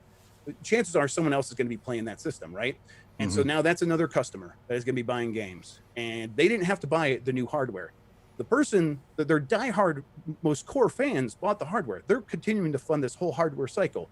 Us, every time we buy one of these new systems, and now, but there's more systems going out in the world, more people to buy games, more people to buy software, and I think that Nintendo understands that better than any company in the world about how the way that we consume games and hardware that way, and so it's inevitable, I think. Or you have certain podcast hosts that'll have 8 3DSs hanging on their wall. Yeah, that'll happen. Another question. Why would anybody do that? Another question. Sorry, I keep picking your brain. We're going to maybe shift off of Nintendo a little bit here, Jeff. Just in general, like, your work in the industry, right? You talked a little bit before. You said you've been doing this for almost 10 years, right? Huge passionate fan. I think that's obvious. You report on a ton of information. We were joking in the pre-show, like I keep hearing your name on every podcast, right? And so I guess my question here is, what makes you excited in 2020 about the video game industry? Is there anything, or is it just kind of like, can you separate yourself from also being like a fan of something to being kind of an industry professional? It's sometimes it's tough. Sometimes I just give myself permission to be a fan. It's easier for the games that are like underserved, under-championed. Like I'm gonna let my freak flag fly for Clubhouse games. Sure. I love that. I love that game on DS, and I love it now. And I want people to know it. It's like most people are gonna get this and be really surprised how much they end up loving it. And I'm gonna let that out, because it's not the kind of thing where it's like there's a million fan sites for Clubhouse games and stuff like that. So I'm a little bit safe, because it's like when people see that sort of that fandom coming from a reporter, they're like, this is actually just genuine passion and not something else. And even if he's like going overboard with how much he loves Clubhouse games, it's like that's not that. I know he's not going to be biased about his reporting about the future of Clubhouse games. Like, this is a one thing they do every 10 years or something like that. But at the same time, I do still kind of like, a new Zelda, a new Mario. I'm still very much excited about those kinds of things. But then I'm like, I try to step back a little bit and try to just be mostly professional, Breath of the Wild comes out, and it's like, okay, this is maybe my favorite game of all time. Is this the start of a new spin-off podcast, Clubhouse Dads? Yeah, Clubhouse Dads. Yeah, that sounds like something else, though. Yeah, it really does. I'm a little bit concerned about that, actually. Yeah, there's something illegal going on there for sure. But what gets me excited? I like to see companies really trying.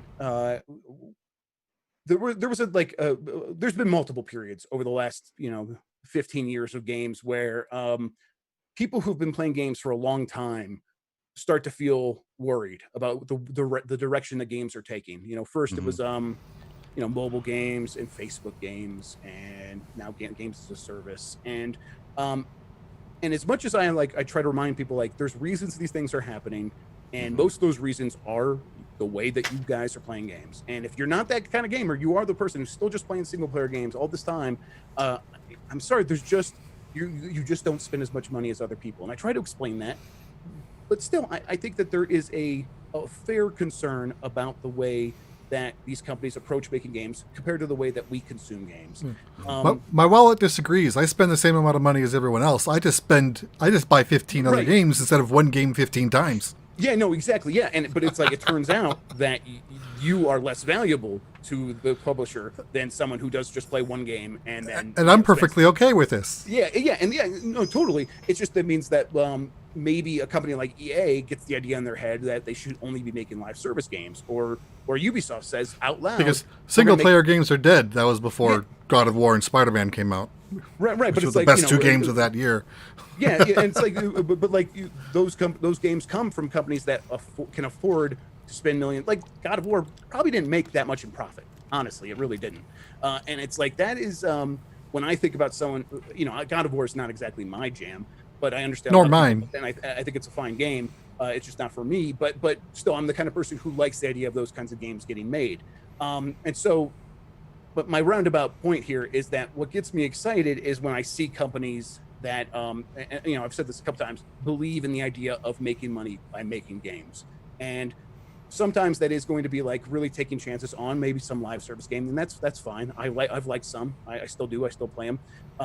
But when I see, Nintendo coming out with something like Breath of the Wild and just completely turning Zelda on its head after all these years and all these times where we're like, this is a really great Zelda game. It's like, but maybe it's time to shake up the formula. And then to have them figure it out so perfectly, so wonderfully, it's like, man, and this is years ago now, 3 years ago, but still, it's like knowing that those moments are still possible from a huge company like Nintendo to take a risk like that, to put it out there, to reboot the game so many times, but figure it out and figure it out in a way that works so much better than all of these other games that have tried to do something similar and failed. I'm still wanting to see that Cyberpunk Zelda. But yeah, and it's like that's where like my hopes are. It's like I feel the same way about Cyberpunk, and I hope any number of games like Gods and Monsters from Ubisoft. I hope that when I play these games, I see that spark of them trying to figure out a way to keep the games that we've loved going, that we've loved playing for so long, and give them a future so that they can exist next to these live service games. And I think they will, because maybe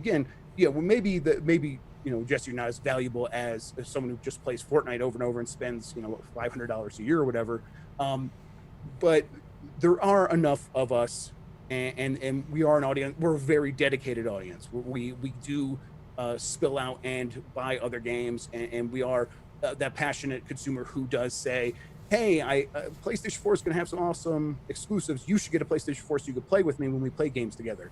That there is a lot of value there.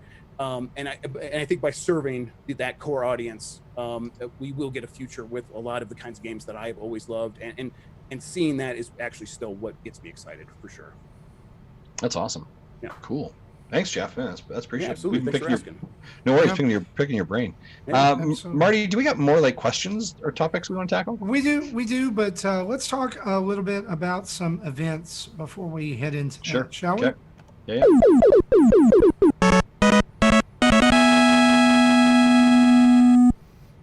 And for us this week, this is the part of the show where we're going to let Jesse go ham on some Pokemon Go. You got 2 minutes, Jesse. Pokemon Go. 2 minutes. Okay, so the current event going on is the Pokemon Go Throwback Challenge. During the month of May, they had weekly throwback challenges, which was a timed event. If you didn't finish it before the end of the week, you lost out.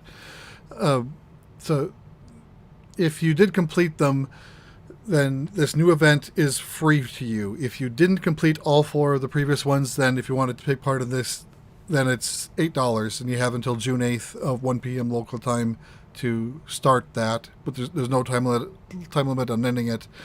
Rewards for this are Galarian, Meowth, and Stunkfist. Along with, I'm just kind of skipping ahead. Then there's Galarian forms, Zigzagoon and Darumaka are available from 7 kilometer eggs, and along with Darumaka and Stunkfist in their native forms are also new to the game as well. Cool. All right. So basically, there's Pokemon Go stuff, and I'm sure if you log in, there's probably got a little note section where it tells you what's going on. So, folks, go and do the Pokemon. So let's take a minute here and let's head over.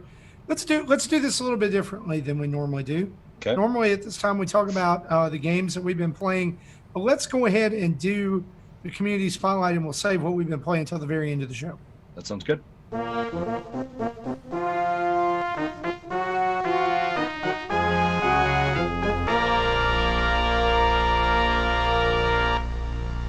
Main reason I wanted to try this out this week is because if we do, we have a lot of questions, and we definitely want to let Jeff talk about where people can go find him and interact with him as well. But if we get a little long in the tooth, we can talk about what we've been playing some other time.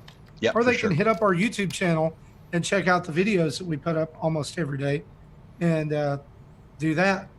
But I do want to give Jeff a whole section just for Clubhouse games. Yeah, I think that's important. I think we're out of embargo now too, right? Like I think we are. Oh, it's out. It's out. The game is out.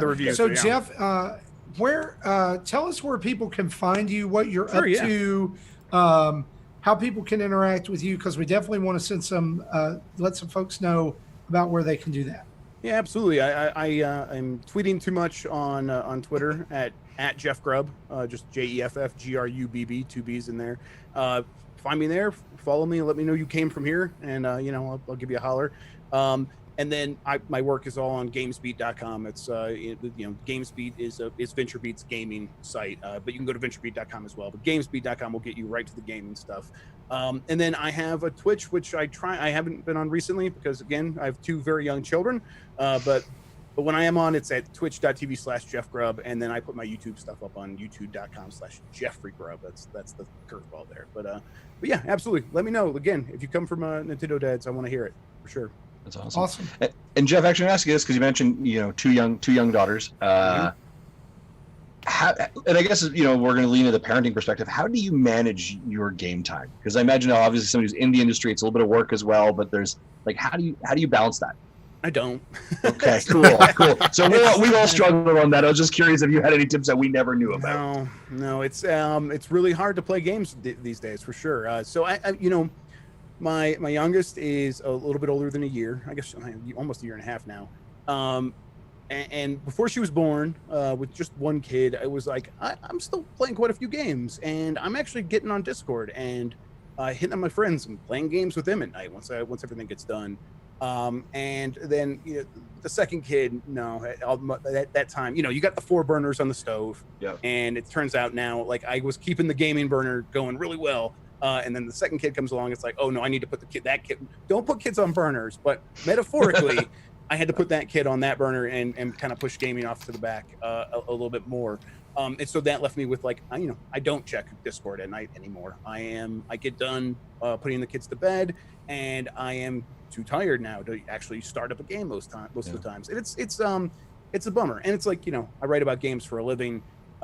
Most of that time though is the writing part, and not a lot of time to actually play. Now, that said, when I do get a chance, it's like I want to be playing that new Ori game that came out a few months ago. I really want to play it, but I'm not, because it's not on the Switch. If it was on the Switch, I definitely would have played it by now. I have ways to sort of play games on my phone where you connect the controller and you stream it from the computer or from the Xbox or whatever, and I just don't, again, because it's by the time I'm ready to do it, it's that's just too much. That's just too much work to actually get over that hump. I'm just going to lay down here and maybe stare at the ceiling or stare at Twitter for a little bit before I fall asleep. But when I do play games, it's I still really love it. I still wish I had more time for it. It's I could see the light at the end of the tunnel now, where it's my girls are just starting to get old enough where it's they're playing together more on their own. And I'm in my basement right now, and over there on the other side of that gate over there, you can't really see, but that's a playroom for them. And this is my office over here, and I have a gate there. But that didn't really work in the way that I planned it originally, where it's I could leave them over there and maybe get some work done or play some games over here. And that has never worked until very recently, where it's I would leave them over there and it's they're crying, they're hurting themselves, they're doing something they shouldn't be doing, even though it's set up for them to there shouldn't be anything they shouldn't be able to do over there, but they find ways. And so I'd have to just go over there and work over there with a laptop. And just in the last couple of weeks, it's I've left them over there and they've just played nicely for extended periods of time. And I'm wait, can I can I get in my office again and actually like live the life I imagined? And so I'm like, again, I'm seeing the light at the end of the tunnel, and I'm like, I'm looking forward to that period of my life where I'm like, maybe some more game time in my future for sure. Nice. Yeah, that's definitely a challenge. I think that like everyone faces, right? Is that like, how do you balance that? And that's something we consistently get from our listeners saying, like, how do you balance it? And sometimes it's like peaks and valleys. Yeah. Right. Yeah. Like, sure. Look at, you're able to sometimes in your life, you're able to do some gaming. Like, say we had one kid, and then two, it changes. And I think the other part of that is it is also potentially, obviously, the content changes. Right. Like, we used to talk to people, they're like, oh yeah, I used to love like my Witcher, and I was like, really? Because I ain't got 3 hours straight to play anything. I was like, so I'm playing like a level of something, and that's it, right? And then I'm going to come back, and so it just changes a lot. So. I mean, like the peaks and valleys. Like with the one kid, she was born. A couple weeks later, Nintendo sent me a Switch for review with Breath of the Wild, and I played that game for 150 hours, no problem. She was sleeping either right here or right next to me, and no problem. She's a newborn, and I got the Switch, and it's like, oh, this was perfect. This is made for this situation. And they're like, that was great. And it's like, now, if that happened now, if the Switch came now with Breath of the Wild, it wouldn't be the same, but it's like, it's going to, I'll hit that peak again eventually. So looking forward to it. Nice. Excellent. Thank you. Yeah. And everyone go follow Jeff. Just amazing stuff. Like, follow him on Twitter. Yes, so much good content. I know that he's got a ton of information that comes out, and like his again, your summer game mess. Yeah. Summer game mess, right? Instead of summer game fest, it was to play on Jeff Keighley's thing. I was frustrated about how all the dates were all spread all over the place, so I tried to make my own thing, and then it's like, oh, most people wanted this one thing I was making, so it's been nice to see people respond so nice to that. So trying to keep it up. I haven't updated it in the last day or so because I'm starting to get some dates that I don't want to publicly announced until it's a little bit more solid. But I think tomorrow morning I'll have some more dates for people about like, oh, when you can expect some of the things you're looking forward to. There's an Xbox thing that's getting moved around, for example. Tomorrow morning. Look out on Jeff Grubb on Twitter. Yeah. Very cool. Like it. But yeah, guys, give him a follow. Sorry, Marty, I interrupted you. Go on. No, you're fine. I was going to say, let's dive into these questions because there's lots of good little gems here. Richard Escobar asks us this. Are publishers relying too much on remasters and remakes? Is the opportunity even greater than ever before for indies to show that there's plenty of opportunities for original ideas? What do you guys think? Too many remasters or not? Or should we just all the remasters? I mean, I think that we are coming to the end of the idea of the remaster. Now, not for good. In the same way that single player games are dead, remasters are going to go away. We'll still have remasters here and there, but I think the way that the PlayStation 5 and the Xbox Series X are built to just upgrade games naturally, and smart delivery, and you're going to buy Cyberpunk once, and you're just always going to have the best version of that no matter what you're playing on when you're on Xbox. That is the future. It's going to work that way going forward. That said, there will still be remasters now, but as for the opportunity for indies, absolutely. It has never been easier to make a really astounding looking near triple, like the term that's like a funky term, a triple I indie game. Yeah. That is more viable than ever before. And I think we're going to see a lot of indie studios stepping up into like genres that the big publishers have abandoned, like like the Last Prey game. A lot of people really love that Last Prey game. It didn't sell very well, and I highly doubt that we will get publishers going after that space anymore. Now that's the kind of game that indie studios are going to devour that genre. Yeah. They are going to swoop in there and be like, we now have the art capacity to build these really rich worlds in a very similar way with a ton of crazy ideas, and they're gonna flood that vacuum absolutely. So I'm looking forward to it. I think that a lot of people it's gonna take time for a lot of gamers to adjust to that idea. I think most people are like, if it's not coming from a major publisher, it's not like this major game. But I think there's a generation coming up that is younger and has been playing stuff like Roblox and just stuff made by the community and Minecraft or whatever. They're going to be like, the game I play looks like a bunch of blocks put together. If an indie developer's doing something that looks almost photorealistic, that's enough for me, and I'm going to totally buy into the idea that it could be a AAA experience. It still surprises me how many people are in the mindset of, if it's not on a store shelf, I'm never buying it. Yeah, I'm surprised too. Yeah. It's Yeah. weird that a lot of people still think that have that mindset. Well, And I said- that, I'm sorry. Go ahead, Justin. I sometimes wonder, you know, you think of like remasters or remakes, there's a comfort with it. Do you know what I mean? It's a very much of a comfort food. But because most times it's an experience that you've probably had before.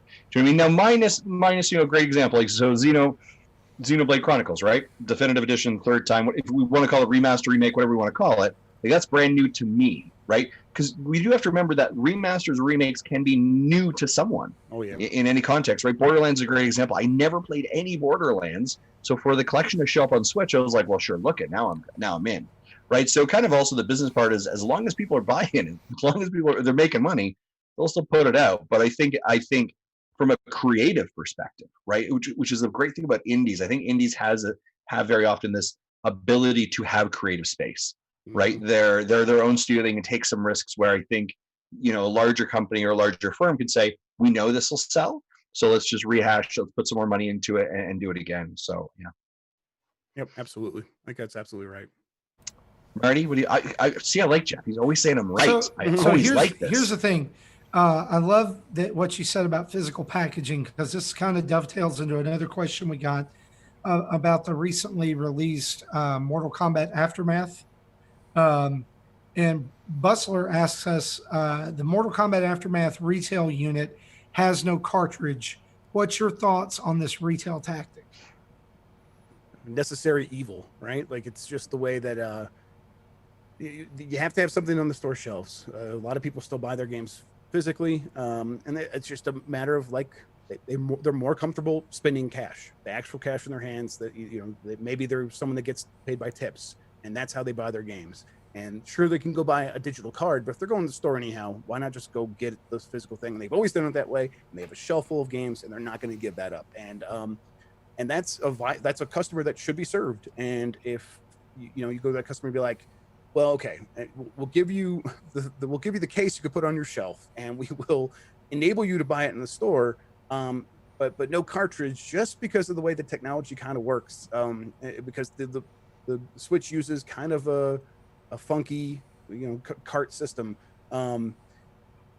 It's okay, yeah, it's like it stinks, and it would be better if there was the game card in there, absolutely. But it's like, is it better than no physical version to buy at all? Right. Yeah, right. It's better. Yeah. Well, and the thing is, like you said, with the necessary evil, it's sometimes there's the retail story of the impulse buy.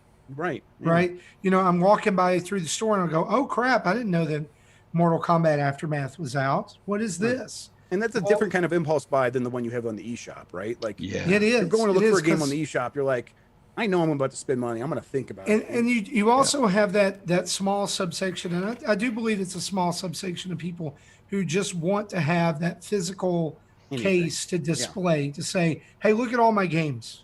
Look at my collection.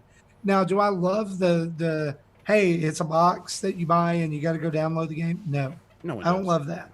Yeah. But I get it. Like, it's getting your game out there. It's like Tetris 99. Why did it need a physical release? Right. But it got it. Right. Yeah. And there's probably some people who, y'all, I know this is silly, but did the people know that Tetris 99 released before that? There's some people who probably saw it in the store and be like, what is this? I didn't know that there was a Tetris game for Nintendo. And then the weird part about that is without NSO, you can only play the DLC, basically the DLC, the single player DLC parts. If you still want to play online, you still have to buy NSO to go online. Yep. They were double dipping you, but you didn't even know. Right. Yep. But you got to get out there. It's just part of the market. So it did come with like 6 months or a year, didn't it? Yeah, I'm sure it did. Yeah, something. I think it was a year. Yeah. Jeff, are you a physical, digital, or a mixed? Ooh, digital. All in on digital? Yeah, pretty much. Okay. Yeah. So like been doing this for a long time. So I got my 3DS and I'll buy some games here or there. And so, well, here's a review game, and we're gonna send you the digital code. And here's another one. And now suddenly my 3DS is packed with digital games, and it's like, the generation's over, and I don't have a shelf cluttering up stuff. But every time I pick my 3DS, it's just this huge library of games that I love. And I love looking at it. I love the idea of just having that 3DS and giving it to my kids and them just being able to like, whoa, what is all this? This is just all on here. Yeah. That feels really good to me. And I don't ever want to give that up going forward. That's like absolutely how I want to have my systems feel in the future, at least, for consoles. I mean, I have a Steam press account as well, so it's like I buy all my games obviously on the PC digitally, and it's like your kids will never know the sensation of blowing into a cartridge. Yeah, and it's I mean, and I like that stuff, and I think we'll like when the Analog Pocket comes out, like I've got a number of Game Boy Advance games and stuff like that I'm like, yeah, it's nice to have those around. My Mario and Luigi card or whatever. I like that game so much. I'm going to keep that around, and we'll put it in the Analog Pocket and we'll play it that way, and that'll be fun. But it's going to be a novelty. Most of the time, it's going to be like, I just want to have this awesome system full of digital games. It'll be interesting to see how that methodology, and I was just thinking this when you're talking about it, Jeff, impacts the resale market in general, right? Because I can go down. There's a place down not too far from me. I can go and I can get a Nintendo, a Super Nintendo, an N64, GameCube, right? But basically, right as you move up to the Wii U, right now the 3DS and the Switch, right, and you've invested $700, $800 into digital, right? And if I were to sell that 3DS, I'm selling all the games attached to it, and I mean, I could transfer them. I could transfer the games, of course. For sure. But there is a world where I could go out and sell this 3DS with at least like 40 games on it, probably more than that. And how do you price that? Well, I remember my wife, when we came back, she was like, well, sure, look at, like, do you still need your Wii U? Like, should we just get rid of it? I was like, no. We are not, like, you have no idea. My Wii Shop purchases onto there. Yeah, I was like, no, like, there's a lot of money and an SD card or a USB stick sticking on the back of that thing. Like, no, I'm sorry, that ain't going nowhere, right? I have my Wii U here at my desk with a hard drive attached to it. Yep, mine's right over there within the kids' player area. Yeah, like this idea of now we're having to hold on to these basically dead storage units, right? Because we can plug it in and access. So I don't know. My rant, I guess, is your conversation about that. Oh yeah, but it's like I like that because I plan to keep these things and to go back to them with myself and with my kids and lend it to friends or whatever. But not everyone's going to feel that way. We'll be different. But like and I get why some people are like, well, I feel that way in a different way about my physical collection, and I have that, and I can go look at it, and I can pick a game off the shelf, and I can discuss it with people, and we can look at each game individually and have that conversation. And I appreciate all that. It's just, for me, I am definitely happy with the digital lifestyle, and I'm a disorganized person. I would never be able to put together a beautiful collection of games like that. So I'm glad that there's a digital system that does it for me when I look at my games. Absolutely. Nice. Yeah. So let's move on. Let's talk about this next question. John Blanco, who is one of the hosts of the Dads After Dark podcast, he writes in and asks this: Joy-Cons have been hard to find, but Joy-Con drift is still striking. I've seen many people suddenly unable to play games because they can't even buy a new controller. I've heard using isopropyl on a Q-tip and cleaning around the base of the stick under the little umbrella works well. So I'm going. Yes, I'm going. I'm going to the hardware store. Have you, Jeff? I know that, like, even just here in my town, which is we're a town of about 7,500 people. There's no Joy-Cons on the shelf. There's no Switches in the little thing at Walmart. There's like a lone Genesis Mini, and even all the 2DSs have sold out. Just this week, I saw that Pro controllers had kind of started making their way back into the Joy-Con case. Are we still like in the shortage? Like, are we still seeing Joy-Con shortage? And what does Nintendo need to do here, in your opinion?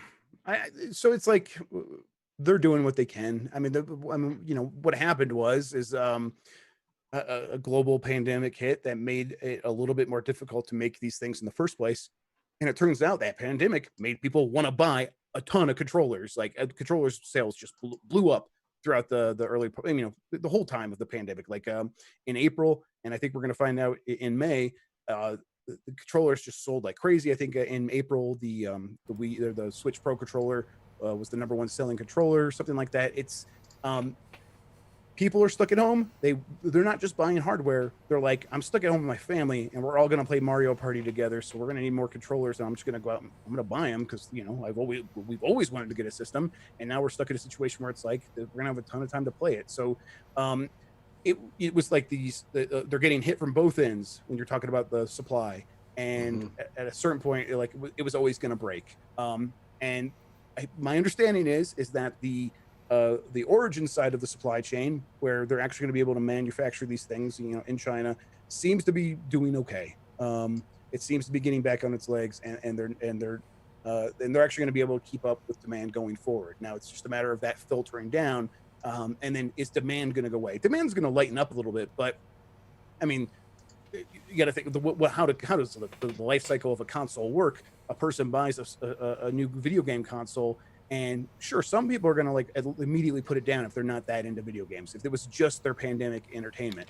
But a lot of those people who just bought a Switch are going to continue to buy stuff, and that there's that many more people buying new controllers, and it was such a quick flood of people. It's like people who are still very hungry for content, and those are the kind of people like are going to happen to buy a game where it's like, oh, now we need another controller.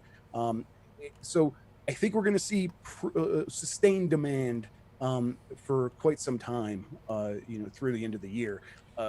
But I also think that they're going to quickly reach a point where they can keep up with it. So as for what Nintendo can do, they're doing it. They're figuring it out. It's just going to take time.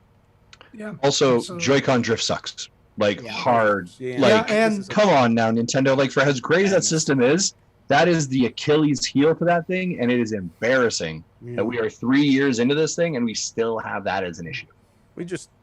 I think making video game hardware must be more difficult than we give it credit for, because it's like there's always some weird things with most systems. This is, I think, worse than most. It's not quite the red ring of death, but it's pretty bad. But like, so many people having to play like PlayStation 1 or 2 upside down with a towel on it or whatever, and blowing in Nintendo cartridges forever ago. The original NES was a piece of junk, man. That thing at a certain point just stopped playing games. Like, you can blow it in all you want.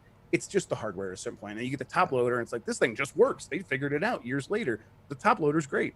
But the original NES was just kind of junky. And I think we're going through these growing pains, and it's like, it just sucks that so much of every system's life, so many of the system's lives are these growing pains, and then all of a sudden we leave them behind after we finally figure it out. It's And to that note, I wanted to add this, that the reports have been coming in that Nintendo's repair centers are coming back online here in the United States as well, in North America. So it may be worth, if you're out there and you're dealing with Joy-Con drift and you've not done anything about it because the centers have been closed, give Nintendo a call, because that could really, before all this started, I got 3 repaired for free.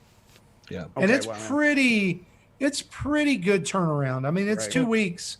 I would definitely make sure you had another pair or had a Pro controller before you send it off. But they're not even asking you to send your Switch in with it anymore. Yeah, I sent in 3 sets. One of mine, one of my sons, and one of my daughters, and all at the same time. Got them back at the same time. Yeah. And if you are going to go to the hardware store, I think turn around, go get online and get the iFixit kit instead. You don't have to get like the Pro kit, but get like the iFixit with like the hex edges or the Torx screwdrivers. I have a feeling I'm the only one who got his reference. Which reference? It's a Weird Al song. Oh, the song in the email, and what is that? Tell me. I liked Marty's delivery, but what is it from? It's hardware store from the album Poodle Hat. Okay, I'm gonna I'll go on YouTube. That was so left field. I was like, what just happened? Well, I'm going to say this. That is a direct comeback to an earlier comment. This is not a question, but Hot Rodimus 83 says, I've been browsing, inspecting X-Men comics. I collect them. So what is your favorite collectible to purchase? So, you know what where that song comes from? Where that I don't know. From. Oh, really? It's White and Nerdy. Weird Al? Okay. Yeah. Yeah, not the collectible to purchase thing, but go in. I'll start with mine. I've recently started buying Transformers again, because apparently I'm 22 again, and then 12 and then 5. And I've kind of gone down the rabbit hole, guys, like the pandemic Transformer rabbit hole. And then they stay here in my office. And how do you display them? What is the display like? So I've got about 4 bookshelves in here, and a lot of them contain books, but 3 shelves over here are devoted to just Amiibo and Nintendo collectibles. and some other stuff at the top. But then I've got 3 shelves on the other side that have some Lego ideas, Lego sets, and some Transformers.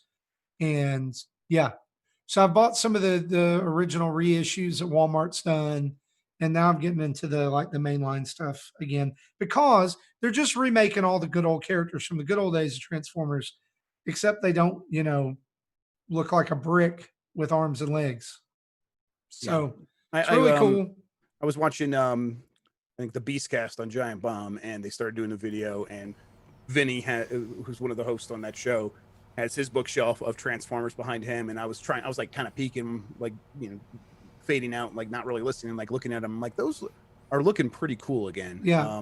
Of course I grew up with Transformers and loved them as a kid, and now I'm like, I've heard him talk about it before. Those in Lego, they look good. Those in Lego right now are my two. Right. I just did the Lego ship in a bottle build. Mm-hmm. Super cool. Yeah. If you're out there and you're listening and you're into Lego, that's like a piece to like build and put in your house. Seriously, it's really cool. Nice. Yeah, Jeff, what about yourself? You collecting things? Yeah, this is the kind of thing that I and this is might explain my turn into digital. I often find myself thinking too much about like the money side of like, if I do go down this rabbit hole, where does it end? And do I want to like deal with that? And I'm going to feel bad if I don't have everything. So I'm just not even going to start. And that doesn't mean I don't have like that collection mentality. I still do. I just try to channel it. Right now, I'm like, let's get all of these like all these Sesame Street books for my kids. I'm gonna get all of those. Nice. Like that's the kind of stuff. Yeah. And then that's why I never played Badge Arcade on 3DS, because if I started, I wouldn't stop. Right? Yeah. And like, but that's so I try to do stuff that's like where it could be either free or it won't take up a lot of space, or I could do it in a way that's like, it's just a quick hit and satisfying and get in and get out. And honestly, right now, a lot of that mental energy is going towards emulation and like RetroArch. And nice. I got my the NZXT released that PC case that looks a lot like an Xbox Series X, and I built a PC with that, and it's sitting right next to my TV, and it looks fantastic. But it's got a really great GPU in it and stuff, and a really great, really powerful CPU, so I could basically emulate anything on that thing. So I got it all set up, and over the last couple of weeks, I was getting Dreamcast set up, and I was getting Saturn going, and it's Dolphin, of course, and it's like I figured out a way to I got my Wii Wiimote connected to it, and now I'm just going to play through a bunch of different Wii games on this thing, and just like look at this collection of digital games on this computer. And it's like, again, like having the RetroArch software just automatically put it into this really attractive collection right in front of me. I really like that, and so it's good for my disorganized stuff to just have the digital side do a lot of the work for me. And that's been nice. It's been fun. And I played Echo the Dolphin for Dreamcast. Nice. And that's like, this is a good game. This is a good use of my time. And then I do that for 15 minutes and then do something else. So yeah. What about you, Jesse? What do you guys like to collect? I haven't really been collecting anything. I do the amiibos every once in a while, like just ones, but it wasn't really collecting. It's just like, that one interests me, I'll buy it. What I've kind of got into recently is kind of back a little bit to you, Marty, is a little bit of like refound a love for Lego, but refound the love for what Lego does to me mentally. And what I mean by that is there's a cleansing. Do you know what I mean? There's like, I do a lot of, I'm working in an office virtually and do a lot of problem solving that way, but just like lot going on my brain. And so recently I went out and I bought like an Overwatch, the Wrecking Ball set. It was like $20, and I sat at my table and I just spent like 30 minutes with my kids building it. And after that, my brain just felt like it just cleared out. You know what I mean? Because there's something just very simple about it. That's the focus. The instructions are done. I built something by the end of it. I feel mentally accomplished, if that makes any sense. And I'm like, okay, so it's almost like a mental recharge or a refresher for me, and just cleanses things. So no, I completely agree, because like building that ship in a bottle is the first Lego that I built in a while. And like the simplicity of pouring out the pieces, setting the instructions there, and going from point A to point B for like people who have a hard time shutting off work. Like I have a hard time shutting off work. It's so good because it takes you out of that, what do I have to do? And it's right there. right in front of you. It's tactile. It's engaging all of your senses. It's just, it's such a cool process. Yeah, and I very much enjoy like because people are also like, well, sure, look, you can just pour out a box of Lego because like we have that. I got kids, so we'll pour that on the floor. And I'm like, yes, and that's good for creative thinking, right? And just in the floor and be creative. You want to build something, but with the plan, it is literally, it will. I know where we're going. I know we're going to get there. Yeah, exactly. It's very much like that, and as opposed to using it's different senses in your brain. It's like my wife's definition of art versus science. One is you're following directions. The other is you're making the directions. Yeah, I spent a lot of my day trying to be creative. I was like, no, just which thing fits together to make a shield. That's all I want to do right now. Yeah. Jesse, anything you quickly collect? I've been collecting like various books lately, like art books, or like I don't know if you can see this with my virtual background. This one's like Final Fantasy. Oh, but I recognize that. That looked I heard a lot of people raving about this one. Yeah, so like I have Final Fantasy, I have a Dragon Quest, I have multiple Personas books, and Zelda books. So that's kind of the thing I've been collecting lately. I very rarely actually go through them, but I actually had to talk with my wife about the weird things that we collect, and that was my item there too. But it's if it's video game art books is something that I've kind of been like to get a hold of, just to say I have it. Nice. Guys, one final question here. And I saved this one for last because I love it so much. Dan Caparello, who is one of the hosts of the Dad Crossing podcast, writes in and asks us, what is your sandwich meat of choice? I've always got Spam. You son of a... I've always got Spam in my lunchbox at work. It's the best. I'm sorry. Really makes a darn good sandwich any way you slice it. Masson, you had a really visceral response to that. I need to know why. Because there's so many good. I love sandwiches. Sandwiches are like my go-to. Like if my wife's like, "What do we have for lunch?" I'm like sandwiches. Okay. Right? Like it's not just like here's peanut butter. I need you to lay it on the line. Number one sandwich meat for Justin Masson is blank. Come back to me. This is too hard right now. Oh my gosh! I like sliced chicken. It's it's hard to get. But sliced chicken is like turkey's good. Turkey's fine. Turkey's good. It's not just fine. It's good. But there's something about it where you start eating a little bit too much turkey, and it's like, man, I really feel like that was too much turkey, and I'd never hit that. I know. I agree with you on that time. Because, not so much about the sleepy time, but like I get to a point where it's like I can't eat turkey anymore. The flavor, you can. I think the threshold for too much turkey is much lower. There's a very particular kind of there's mine are two. Okay, I've got two. I'm going to agree with Jeff here. Sliced chicken. There's a very particular kind of rotisserie sliced chicken. I want to say that it's Oscar Mayer or something. I don't know. Yeah, that's definitely a good way. But even going to the deli counter and just saying, "Give me some sliced chicken." Because a lot of times that Oscar Mayer chicken isn't always in there. It's sold out, or they just don't. You can get like the mesquite chicken, or you can get the pepper chicken, Cajun chicken. That's A1 right there. That's the one. Really good. So the sliced chicken, but I also love a good sliced roast beef sandwich. But like I'm not talking like an Arby's. I'm talking about like I go to the store and I buy the container of the roast beef and I put it on the sandwich with a good cheese. Well, and that's the thing. That's the problem with this question is you're asking for like one thin layer of it. Like a good sandwich, there's the bun is such a critical component. The cheese, just it's not hard. It's the meat. He just wants the meat. I'm gonna say Cajun chicken. Just because I feel like I'm pressured. Okay. But Jesse, what about you? Your sandwich meat of choice? We actually don't have sandwiches much since we've gone keto. So, but when we did, we kind of normally just kept it simple with roast beef, turkey, ham, just kind of the basics. We never really went I'm gonna go out on a limb crazy with our sandwiches. I'm glad you mentioned ham. I can't eat ham. I can't eat that kind of thin. I've come back around ham. I've come back. I guess I just ate so much of it. But guys, at Thanksgiving and Christmas, my mom makes this this ham that they slice themselves, and it's like she glazes it or whatever in like some kind of something. She uses marmalade in it in the glaze and like puts it on there, and it seeks down. Yeah, it sounds that. good, Marty. And it's like, you know, a 1/4 inch thick slice of that, and you hit that and you warm it up on a piece of white bread. Oh my gosh.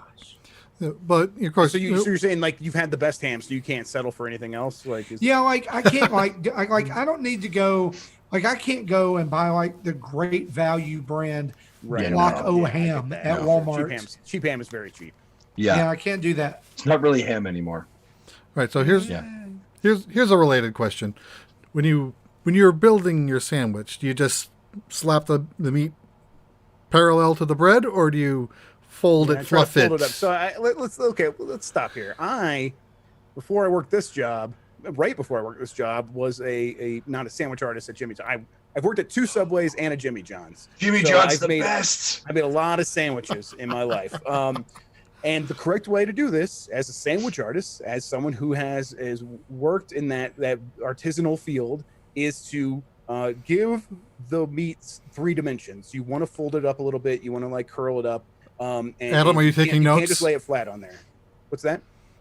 Adam from Megadads, he has this dream of eating artisanal sandwiches with Jesse. I don't know what that means. I don't know I don't know what we say about a person who like that's like on their bucket list, but yeah. And that was going to happen next week if it wasn't for E3 canceling.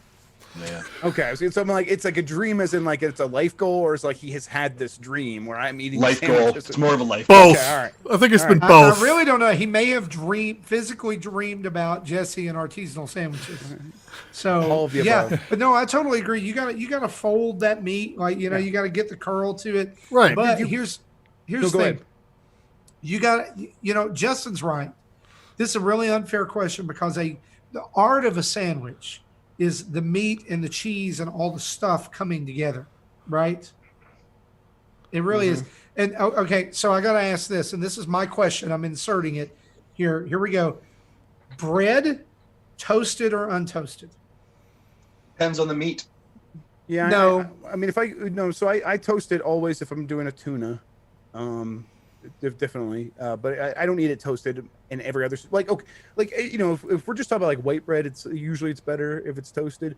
But like if you start breaking out like a croissant and you're gonna make a sandwich on a croissant, it's like no, just get that thing out of the oven and slice it in half and just go that way. It's good to totally. Yeah. But no, see, like I'm on the opposite of that because we at our house we've abandoned white bread. We don't eat it a lot. We're trying to do grains and whole wheat and all that. And like for me, I have to have that it has to be toasted. That's better toasted. For me to stomach the gravelly bits in the wheat bread, I have to be. It all has to be gravelly. Yeah. I mean, would you guys put like your mayo or your mustard? Do you make sure like you go all the way to the edges, or do you guys just kind of slop it on there? Slopped on, and then it's a good spread. Do you know what I'm saying? Like put it on, and then it's applied all the way. I'm more of an edges person. Sandwich artist, I have to go to the edge. That stuff has to get to the very corners. Yeah. No dry bread. It's all good. When I was, it wasn't as prestigious as what you've done, but when I was a kid, I worked at a Hardee's, so I've made some sandwiches in my time. Well, and let's not discount here. I mean, I know we've said turkey and chicken and all that, and we cannot discount bologna. Yes, we can. Here's the thing. Here in the South, bologna's an art form. You get a skillet out, and you throw some bologna in there, and you fry the bologna. See, I think I grew up on bologna, and I'm just so sick of it. I don't want to see it again. So that it won't curl up. Marty, I think you're full of bologna. Well, seeing as how I've probably eaten many hogs worth of bologna throughout the years, fair enough. Yeah. Memorial Day, my father-in-law, he's got a new smoker he loves to use, and he smoked an entire stick of bologna. Wow! It was like the stick was this big around, and the pieces were an inch thick. He sliced it, had barbecue sauce all over it, and oh my gosh, nice, good stuff. Now I want bologna. These are all the important questions. Dan, this is probably one of my favorite questions. We spent way too much time on answering this question. question. Italian meats too before we get off it. All the Italian meats are good too. So if that Yeah. Hey, I don't like Italian meats. this is a question that was buried in a large paragraph from our friend Ed Bussell, and he asked this, and I think this is the legitimate question he was asking. But he was talking about Jerry and the drive-in and all kinds of other stuff. But he asked this: should I get Burnout on the Switch? Should I get Burnout Paradise on the Switch? I mean, I think we answered it earlier, where it's like just wait and see for right now. If you're not sure, wait until it's cheaper. Put it on the wish list. Just go on there and add it to your wish list. And then when it's $15, you can pull the trigger then. That's probably what I'm doing, especially after this Outer Worlds thing. I bet Burnout Paradise is going to play pretty good. I'm sure EA wouldn't be doing it. Speaking of games, let's talk about what we've been playing to round out the show. Yeah, so good.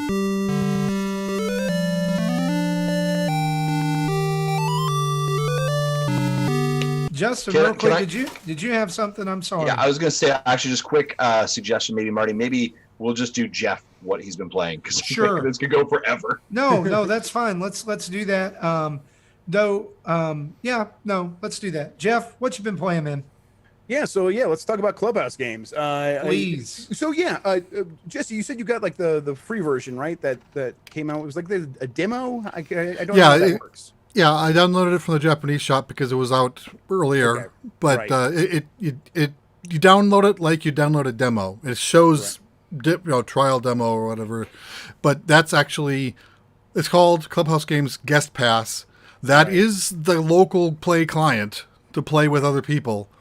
But it also lets you play 4 games for free. Right, 1 or 2 player locally. 51 worldwide classics. Yeah, okay. So that's cool. I'm glad they did that, because that will encourage more people to just have it on their system. So if one person does have the full game, it'll make it easier for them to get right into it. So I've mentioned a couple times throughout the show. When the DS version came out forever ago, we got a couple of pretty good review scores, and I'm like, I'm gonna check this thing out. People seem to really like this thing, and I think the thing about it then was it was very simple presentation. They would just show basically like a digital representation of a chessboard and not try to make it too fancy looking. But you played everything with a touch screen and it all felt good. And the game got out of its way mostly. It had decent AI, and then it just was like, here, you do your move, and we're gonna have pleasant music playing in the background, and then the computer will go really quickly, and you'll definitely understand everything that just happened. When the computer makes their move, it's going to be very easy for you to follow along and make sure I know what's happening in this game, so I can play right along.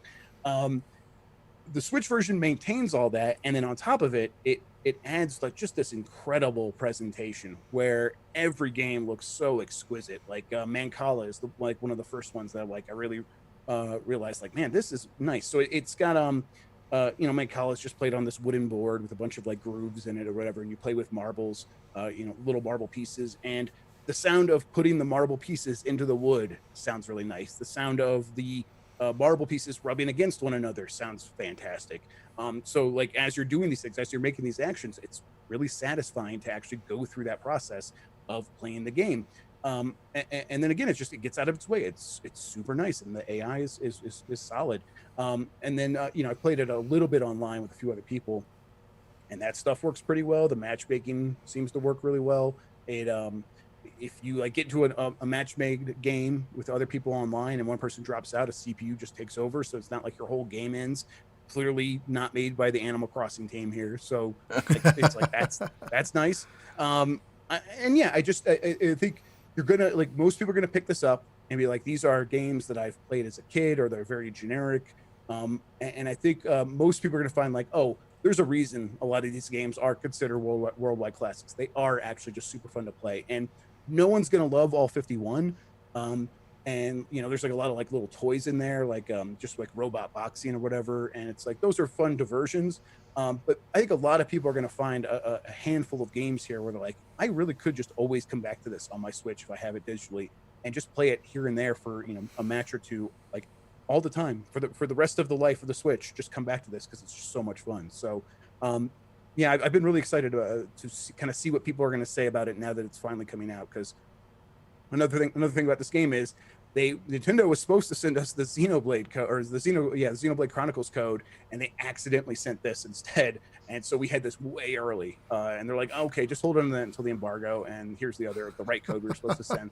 So I've been playing it for forever and really loving it. And now I'm like, I think this game has a chance to like really catch people off guard and really surprise people with how much they like it. Do you think that it's gonna fly under a lot of people's radar though?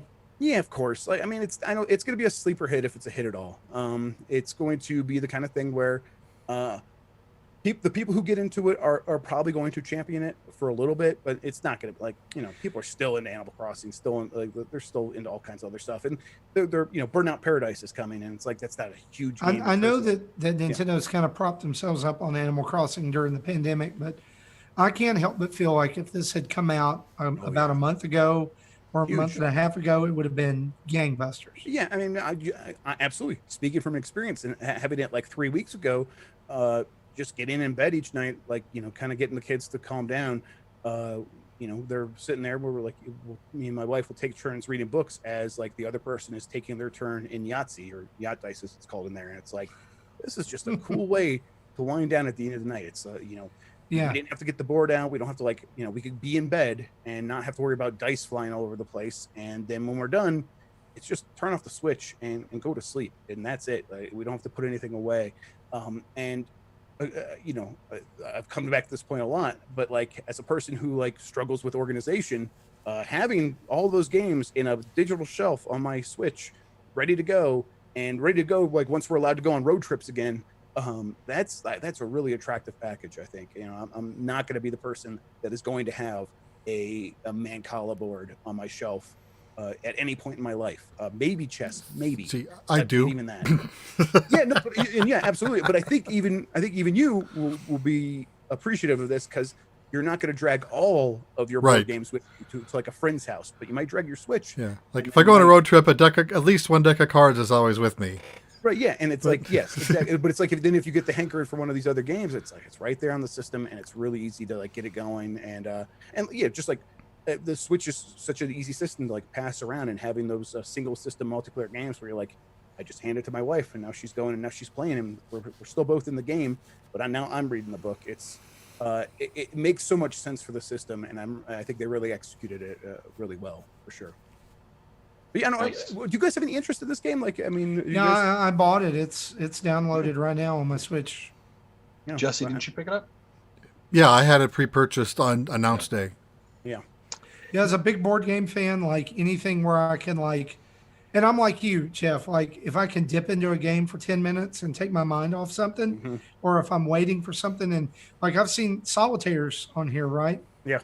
See, that's going to be huge for me. I love solitaire, and like I've been playing on my phone. Well, if I've got my Switch, then there's that, and Yacht Dice, and I've seen there's pool and darts and all kinds of those. Some of those games are a little like the ones where they're either touch scroll or touch controls or Joy-Con controls, and no actual like button controls.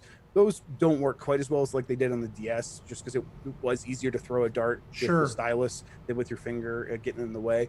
But they're still fun. They're still fun. I spent a lot of time playing the dart game and trying to like beat the highest level of the CPU for sure. I actually don't know if I ever did. So it still like has like it's still just like fun to play darts. And even if you're struggling with the controls a little bit, you're like, oh, I could still figure this out, and that still works. But it's not quite as good as it used to be when they had like the dedicated touch screen with the stylus. So that's the only thing. That game was such a I'd love to see the attachment rate on Clubhouse games for the DS. Yeah, because I remember like that was something that like my folks weren't really into video games, but I remember coming home for Christmas once, and my mom is sitting there with a 3DS. Right. My stepfather has a 3DS. I'm like, what do you guys play? They're like, we're playing darts. Yeah, it was like right in the heart of that. Like, what was that? The DS age thing or whatever. The brain age stuff. And I was like, what is going on here? And then they're like, oh, do you guys have a 3DS? I was like, no. And they're like, do you want one? And they like literally went out that day and like bought us a 3DS, and like we got like Clubhouse games, and so we're all sitting around at a Christmas playing like these games together virtually. Like I was like, this is the weirdest thing like ever. Pockets of families that got really into that game. Absolutely. Yeah. By the way, let me chase a rabbit here for just a second, Jeff. Why do we still not have Brain Age? I don't. Yeah. What? Okay. Actually, no. I have a theory on this. I was going to say I don't know why, but I absolutely have a theory on why this is. I think it's the FDA. I think that since Brain Age has come out, there have been some studies that suggest that the claims made originally by Brain Age were not backed up by science. And if you try to make the claim that this is going to make your brain younger in the United States, you may face legal penalties for false advertising.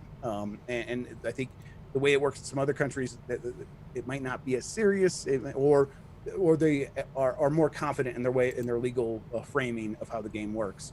And I think that I think it's lawyers. I think it's Nintendo's lawyers are the reason that it hasn't come out. Do you think it ever comes out over here at this point? I don't know. I mean, I have the European version. Yeah. Like I bought it with European Nintendo account, but right. So I really don't have a dog in the race, but I would love people to play it.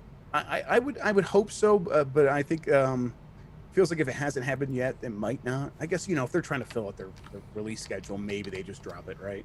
Yeah. The European version's just a voiceover of a French guy smoking. Yeah. You are smart, eh? No, you're not. You get out of here. Oh, such a young brain. Yeah. Also, again, send your emails to Zach Erickson at NintendoDads.com. I love that you've come on here and advocated for a game that I feel like is gonna maybe, I don't want to say fall short, but has the potential to really fly under people's radar. I hope it catches on. I think there's a chance it will. I think there's a chance that it's like going to have a lot of people like, this is the Switch game I'm playing this summer for some reason. Yeah. It doesn't have like the stamp mode that the DS one had, where it's like you would just kind of go through and collect stamps as you beat these games, and I like that. This one presents it like there are people around the globe that like present a different collection of games based on a theme, like, oh, these are the high score games or whatever, these are the card games, stuff like that. And that works for different reasons, just because, again, the presentation is so nice and they do these little skits and stuff. So I think that even if people are like, I'm going to play this single player primarily, I think a lot of people are going to come away really happy with it. I think it's going to get some good buzz. I think it's going to catch on. Good. So, yeah. I was trying to find out how many units the original Clubhouse game sold. The only thing I could find was 600,000 units in the UK. So this probably had 2 to 3 million global. Yeah, that's pretty respectable. Sure. Yeah. Sure. I think the actual sequel for this that was a different name is was it Wii Play? What's the Wii game that came with a remote control? Wii Play. Wii Sports. Wii Play. Yeah. So like there was the tank game in there, and I think that tank game isn't here now. I think that's actually the lineage here. So never going to catch up to Wii Play in terms of sales, but I think it could still do pretty good. Sure. You playing anything else? A few things here or there. I was going to check out Valorant. I didn't. I started the Outer Worlds. They sent me a review code, and I played for about an hour. And it's like, yeah, the reports are accurate. That thing looks rough. I'm almost mesmerized, but by the way it looks. It looks so barren and so unlike the Outer Worlds I played on my PC that it's just like, whoa. I mean, the Digital Foundry had the best line on it. Of course, it's like, they too preoccupied wondering whether or not they could, or they didn't stop to think about whether or not they should. And I don't want to tell anyone like don't put a game on Switch just because it's going to look bad. I'm almost like, as bad as it's going to look, as long as the gameplay is maintained, put it on there. But you are going to miss. It's missing some elements because the visuals are so just static and rough. Yeah. And our Tim Off, a member of our team as well, we got it a couple days ago, and he's been playing. He did some live streams with it, and he said, kind of same thing. Like, you're gonna get a graphical hit for sure, and the load times are longer. He's like, despite those things, I'm still having fun. I'm still enjoying the game, right? But you do have to kind of make yourself mentally aware, mentally prepared, and adjust it. But I do kind of agree with that statement, and I know we talked about it like last week, that the porting company who did this was essentially like, well, any game can come to the Switch now, but the statement is, to your point, like, well, but just because you can put it there doesn't mean it's good. Right. I think that The Witcher is serviceable. I think The Witcher's fine. I think if you want to play just the Switch version of The Witcher, you got the full experience. That's totally fair. I think this one doesn't quite meet that threshold where it's like, I think if you only played the Outer Worlds on Switch, I think you would be surprised what it feels like to go to a different system and play it there and have all the graphical elements that you're supposed to have. I think people would be like, oh, well, okay, no, this is actually just a different game. I think that's the difference. Yeah. And to that note, I know we weren't going to talk about what we've been playing, but I just want to say this. I've been playing Borderlands on the Switch. And like I had dabbled in this game before on, I believe, the original Borderlands came out on Xbox 360. Oh, yeah. Right? Yep. Now, I'd played it a little bit, like maybe an hour of it, but I am entirely sucked in to this game. And I totally get why people love this game. Yep. And it looks and plays fantastic on the Switch. It's better. The game's like 10 years old. Well, I know that, and I get this 10 years old, but I'm just saying, like, between it and BioShock and XCOM coming out, I think that there are some ports that are being done really well. And, you know, debate the age of the game all you want. That game's still fun. Mm-hmm. And to me, and I may be, you know, feel free to correct me, Internet. To me, it doesn't feel like a 10-year-old game. Yeah, I mean, it still feels pretty fresh. I think if you have never played a Borderlands game before and maybe haven't, like, have you like played like Destiny or any of these other ones? Yeah, so I think, yeah, like if you hadn't gotten onto that train, going back to Borderlands now, you absolutely should feel fresh. Yeah, 100%. I think there's there are games that have pushed that idea forward that would make Borderlands feel a little bit more stale. But if you haven't played those games either, yeah, I mean, it's like there's a reason that so many game companies are going towards that direction of making stuff like Borderlands with like even more online hooks, and it's because it works really well. It's a really good. Yeah, really I just went ahead and picked up the Handsome Collection. Just got all three. I mean, it's like I'll dive into them when I need to, and that's another thing I appreciate about it too. It being portable is I can take it and I can pull my Switch out and I can play a mission or two, and then I can save and exit and I'm done. Yep, I'm done for a while. The exact right kind of game for the Switch, I think. Absolutely. Well, guys, that has been episode 283 of Nintendo Dads. We want to thank Jeff Grubb from VentureBeat for joining us. It's been an amazing pleasure, sir. And likewise, guys. We'd love to have you back sometime, especially when news starts kicking again. Anytime for sure. You know, let's get through this not E3 business, and then we'll wrap back around and see how we felt about it all. Yeah, absolutely. Guys, as we close out the show, we want to say a huge thanks to our Patreon producers. Those are the people on Patreon who back us at the $30 level. That's Chris Mears, Dave Ernsberger, Sean Abbott, and Antonio Contronio. We want to thank you guys for supporting us like that. And all of our patrons, we want to say thank you to you as well, whether you're a dollar patron or all the way up to the producer level. You can check us out on our website. That's nintendodads.org. All of our videos, tweets, podcast episodes, Patreon link, merch is over there. And you can also email us at nintendodads@gmail.com or call in and leave a voicemail at 929-25-NDADS. That's 929-256-3237.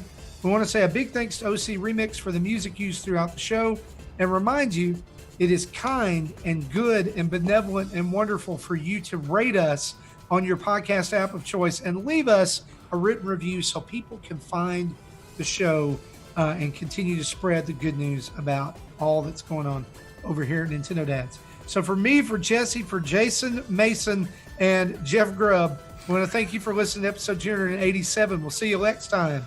Bye-bye.